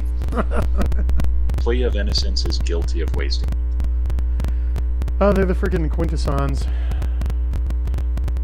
Oh, so I meant to bring this up when we were talking about Japanese animation last week, but I rewatched that movie on Blu-ray, and it looks fantastic. Like, I forgot how good that movie looked.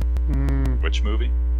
The Transformers movie from 1986, which Toei did. I was like, this is as good as Char's counterattack animation.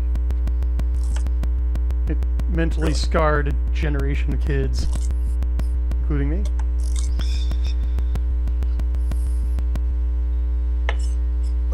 The opening is brutal. Just all your childhood toys dying before your eyes. Yeah. I remember Orson Welles giving an interview to promote the movie. It was like one of his last TV appearances, and he said, all I know is I'm in a movie in which toys do horrible things to each other. Oh, he understands what he's supposed to do.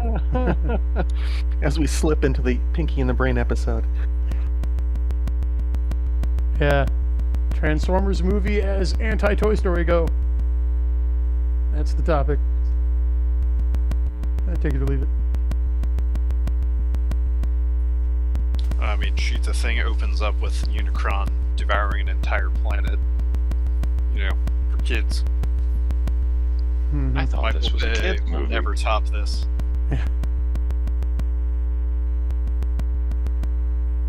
Think of it, it has a Weird Al song.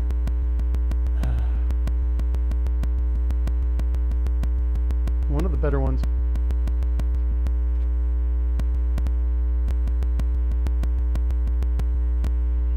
Yeah, for those out there in chat who've not seen the Transformers movie, like the animated 1986 one, watch it.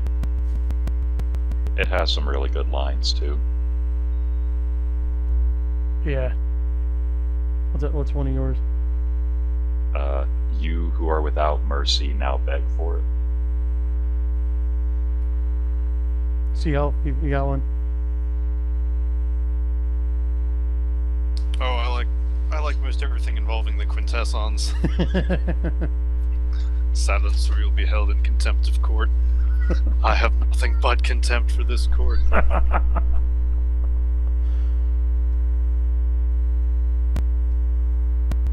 You ever seen that one, AA? Transformers movie?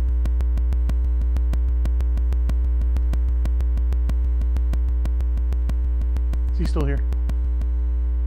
Oh, he's muted. Okay, He's muted right now. that's all right. I'm sorry, were you guys talking to me? Yeah. We were wondering if you'd What ever was the seen, if you've ever seen the 1986 animated Transformers movie with Orson Welles, Robert Stack, Leonard Nimoy, Eric Idle. I have not. I just popped open the page to look at it and say, all right, what's this all about? So I guess I'm going to have to go hunt it down. Looks like Pat's quite enthusiastic about it as well. Yeah, my favorite line from it is simple. Here's a hint. And then the action that follows. Great stuff. I think that I've had this discussion with some controversy about animation versus live action as mediums, but I think that I tend to favor animation in general just as a matter of cost effectiveness. Like, as modern anime or some of the older cartoons show, you can do some amazing stuff with animation. I think you're in a better spot if you start with animation and then ask for suspension of disbelief. It's easier to suspend disbelief in my mind with animation because you know you're in an animated world and it's like, okay, let's go with it. Just let's see what happens. If you do that in live action and rely on effects or special effects, especially digital ones, they're going to age like spoiled milk. Yep. And I'm thinking like Legend of the Galactic Heroes versus Star Wars. Legend of the Galactic Heroes has those massive fleet engagements with thousands of ships each side. It has Death Stars dueling each other. If they had tried to do that in live action in the 80s, it would have looked horrendous, let's be honest. Oh, I yeah. mean, It would have looked bad. But instead, it holds up quite well even today. yeah, Oh, like- yeah. Yeah, definitely. Well, that's E.E. Doc Smith taken to animation.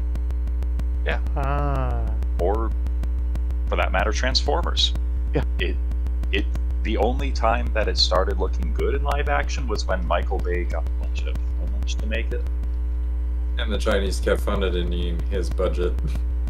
Yeah. Yeah, no.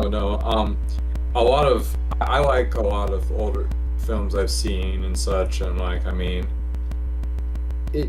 films can hold up. The problem is, you have to go stick with the medium. So, if you've done it on whatever film you're doing, what's the best that works with that film, and what can then effects-wise can you do that gets on the film really well, and then what trickery can you do by just shuffling around different literal things you filmed onto the film itself. And now with digital recording, you can still do all those tricks way more efficiently, and then use some CGI to stitchwork things together. One of the best ones that a lot of people said was practical, but there was a lot of CGI snuck in, was the new Mad Max Fury Road. It had a lot of practical effects. I will point to that as an example of CGI done right, because it's, like you said, it's stitched into the practical effects instead of being a green screen. It augments the practical effects. Oh yeah.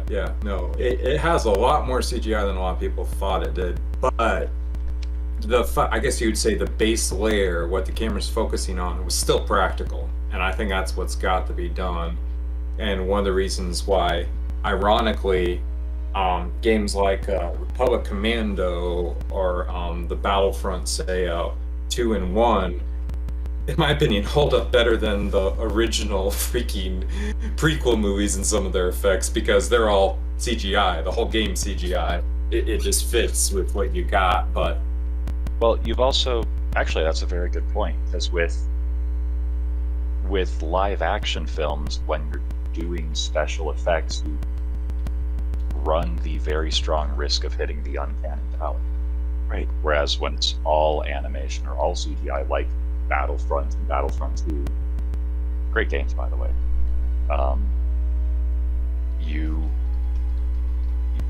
you're already in that suspension of disbelief mindset. That's a tangent that actually relates to a lot of games have aged horribly that didn't have a stylistic feel to them, even if they were aiming for some sort of realism. Like Republic Commando, you can see its age of what era it was, but it holds up well when you get it running on a new PC at a higher refresh rate and pixel count, and nothing else added besides a few mods to fix the issues on running it on bigger screens and bigger resolutions.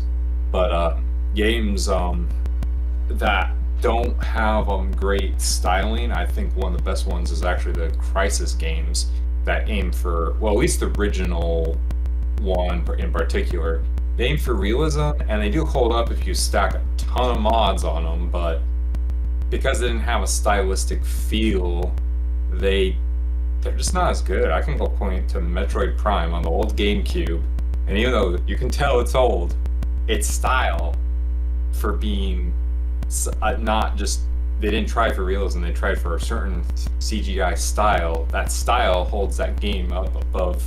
It's why it's rated with like Half-Life and other games for how good it is. So, yeah, that's the tangent where, and I feel like animation style, CGI style can get you a lot farther than realism in any form, unless the realism's built in with your media and you're not adding too much effects on it. Yeah, I think Martel hit it.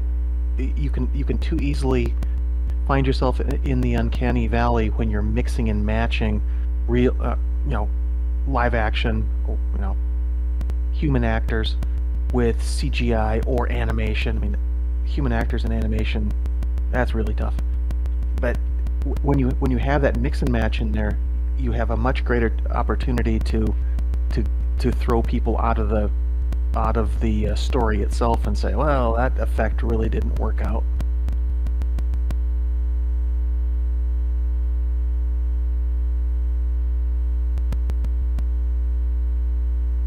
Sometimes, like the school of thought they took in some of the Millennium series Godzilla films, where they started to incorporate CGI in addition to the suitmation, and for some of them, they're just like, yeah, this is not going to look photorealistic, so we are going to try and stylize it a bit, and somehow it's, even though it's a film, not a video game, and you can tell it's CGI, it's somehow less jarring than if they had tried to go for realism and failed.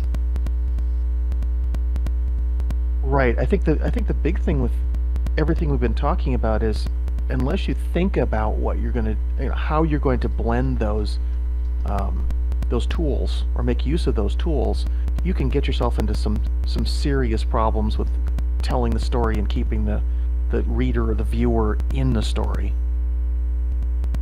So it sounds like they thought that one out when they said, we're gonna use some special effects to go with the live action.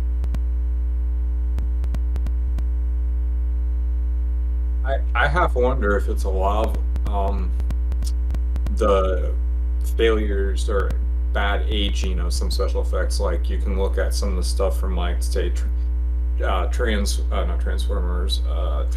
2 and the Liquid guy, and how a lot of that really holds up comparatively well to some CGI that was made 10 years later that just fails in some decent movies.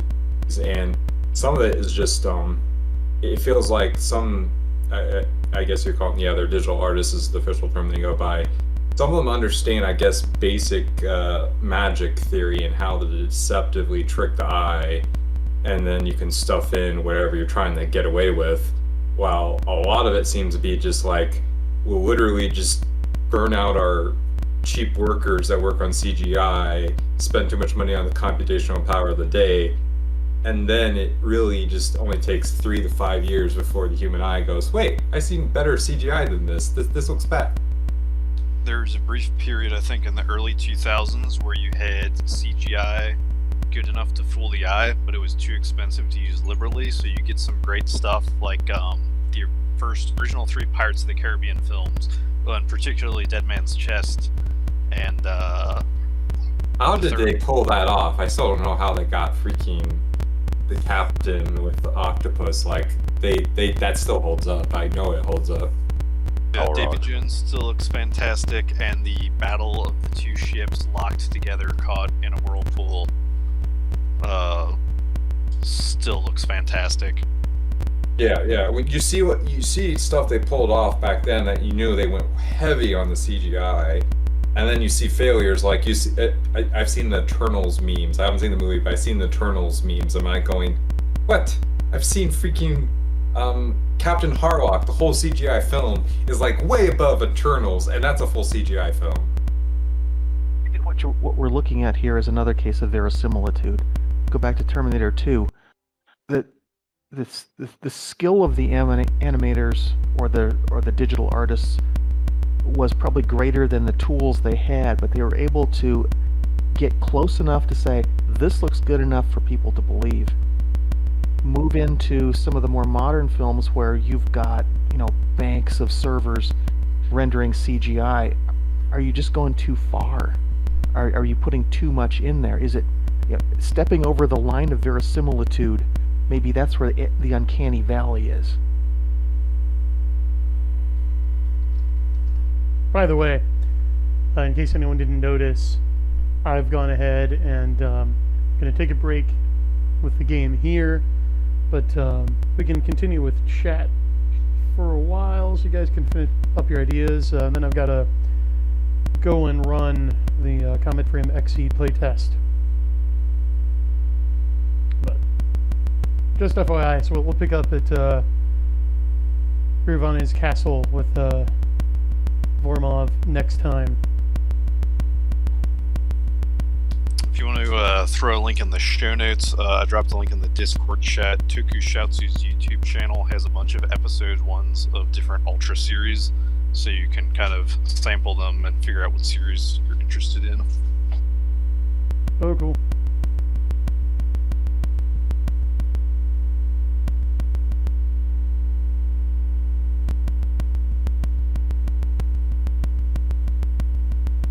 Yeah, let me take a look at that.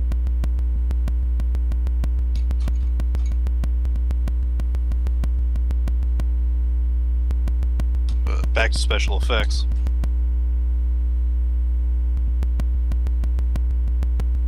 Yeah, special effects.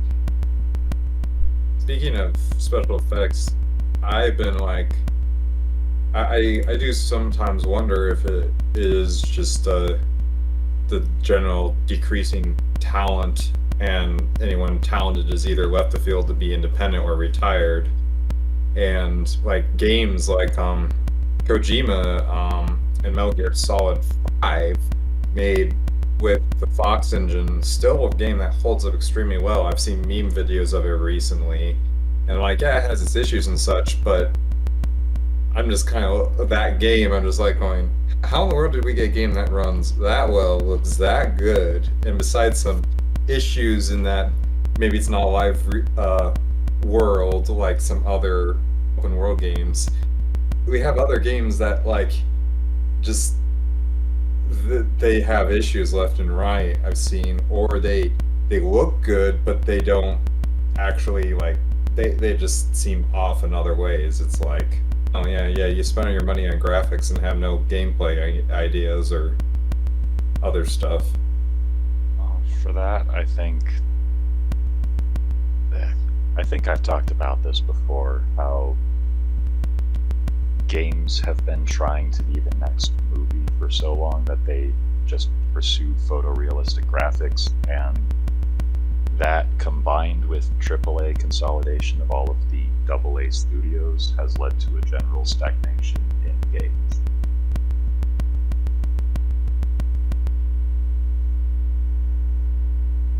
Yeah, I can see that.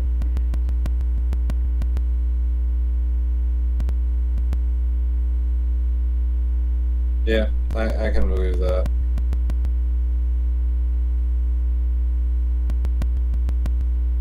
Okay, and link added to show notes, but it's not showing up live yet. I don't know how long it takes to update. Oh, there it is. There it is.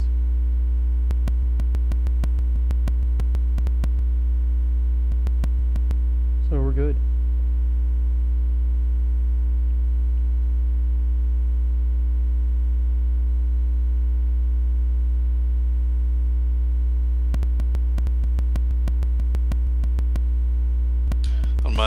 On my channel, I've started doing a playthrough of Dark Souls, which is my first time playing the game. And I'm playing the Prepare to Die edition, which is a little more recent than the first version of the game. I'm not sure how much, but for a game that's old, I'm still impressed by the graphics on that. Yeah. That still looks good. In fact, I don't know if you can call it stylization, but there's a certain aesthetic of older graphics that I like. Valheim does the same thing well, where it's like good enough to look good, but not trying to look hyper realistic. I played a lot of modern games, and I can pretty much tell you the last game I was impressed by graphics, but it was only like a margin better than everything else, was the new Spider-Man game. And that was probably because they've had no lip sync issues, and it was good character models, good looking actors too, that they remodeled a bit and all that. But really model wise, it was only a step up slightly from the Battlefield games. Battlefield 3 and 4 really were the most impressive graphics games I had played, and they had some stylization, so why they hold up still. But besides that leap from like Battlefield, and Battlefield was like 2013, that the 3. I'm not seeing much leaps. Like literally, Crisis 3, Battlefield 3 and 4 were literally, maybe Battlefield 1 for shooters was the last game that really was, but those are all like at least 5 to 7 years old. Like there's almost been no true leap in any graphics since then. Like they trying to push more graphics, I think, is like super diminishing returns at this point.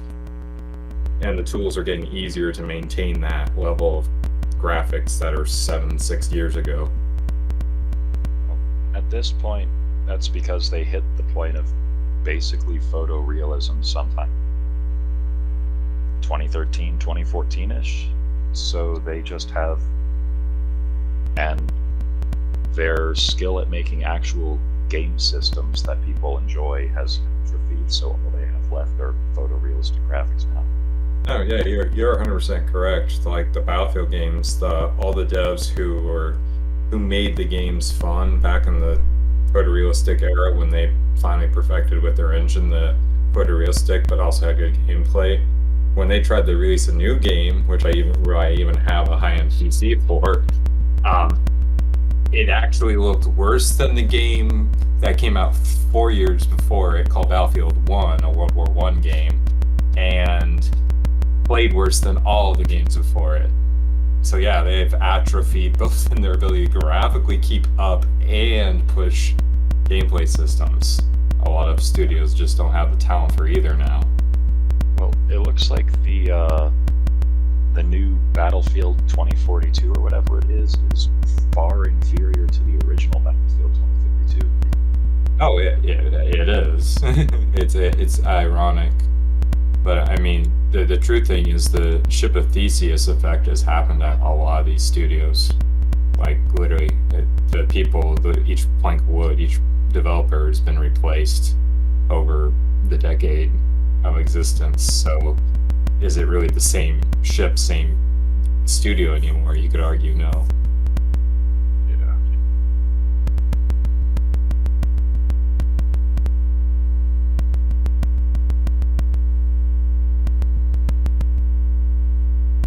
Something encouraging for indies that I did not learn until recently, but so Cuphead, all the animation in that game was either like traditionally done and ported into the computer, or for the 3D stuff, it was a paper model that was made and then filmed moving. And the creator had not had any prior animation training. He was a graphic designer, but he basically taught himself how to animate like the old cartoon Rubber Hose School. And it looks fantastic. Yeah, there's a game that just finally fully came out called Bright Memory Infinite, and it's not amazing shooter or anything, but it holds up to 2016 standards, and the graphics are pretty much not much different than a really high-end game of 2018. But it was basically one guy. He pulled it off. I mean, and it's above average by many leaps and bounds.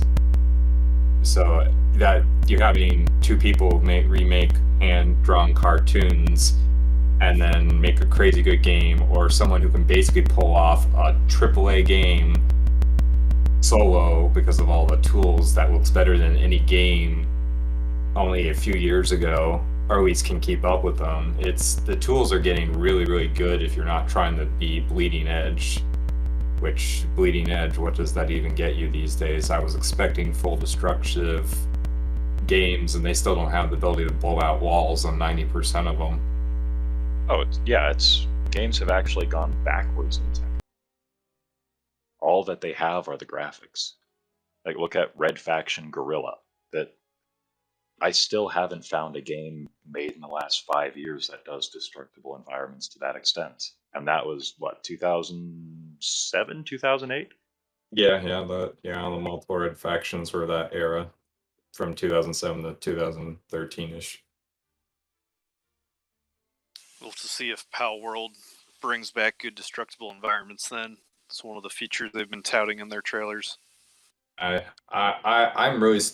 thought that was what a lot of games were going to do, was destruction. Battlefield was one of the first and still was. It's not much anymore, but it was still one of the few games you could play and you could reliably count on being able to blow things away. So you could literally change the battlefield, and literally you could take a tank and run it into a wall and the wall would fall apart, and just that almost no that destruction.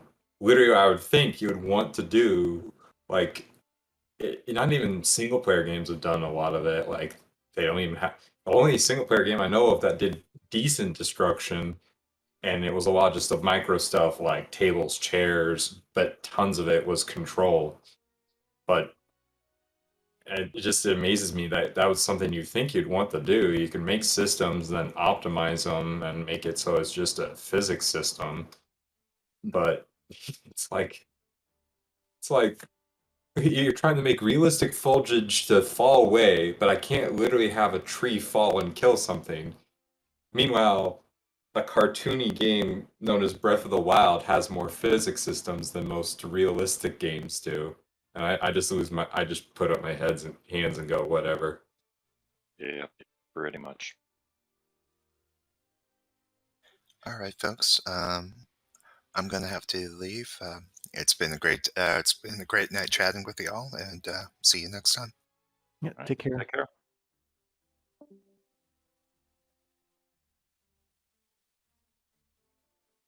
Yeah, I think I'm gonna have to go as well.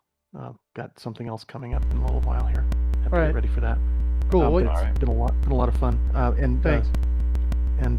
See great. you Tuesday-ish, I guess. We're gonna try. We're gonna shoot for it. My workload is looking to be way less. Fingers crossed. And yeah, so I'll definitely put out notifications. I'm gonna go ahead and end the stream because I have to go do something.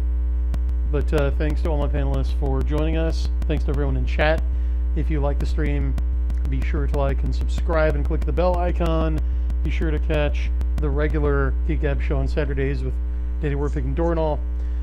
And for Geek Gab, Retrospective, Final Fantasy Tactics, this has been Brian.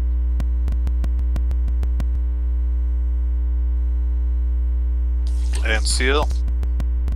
Art's out. And And Ardenon Studios. Sorry, slow. That's okay. Patience obtains all things. Slow and steady wins the race. And games are better in retrospect. Good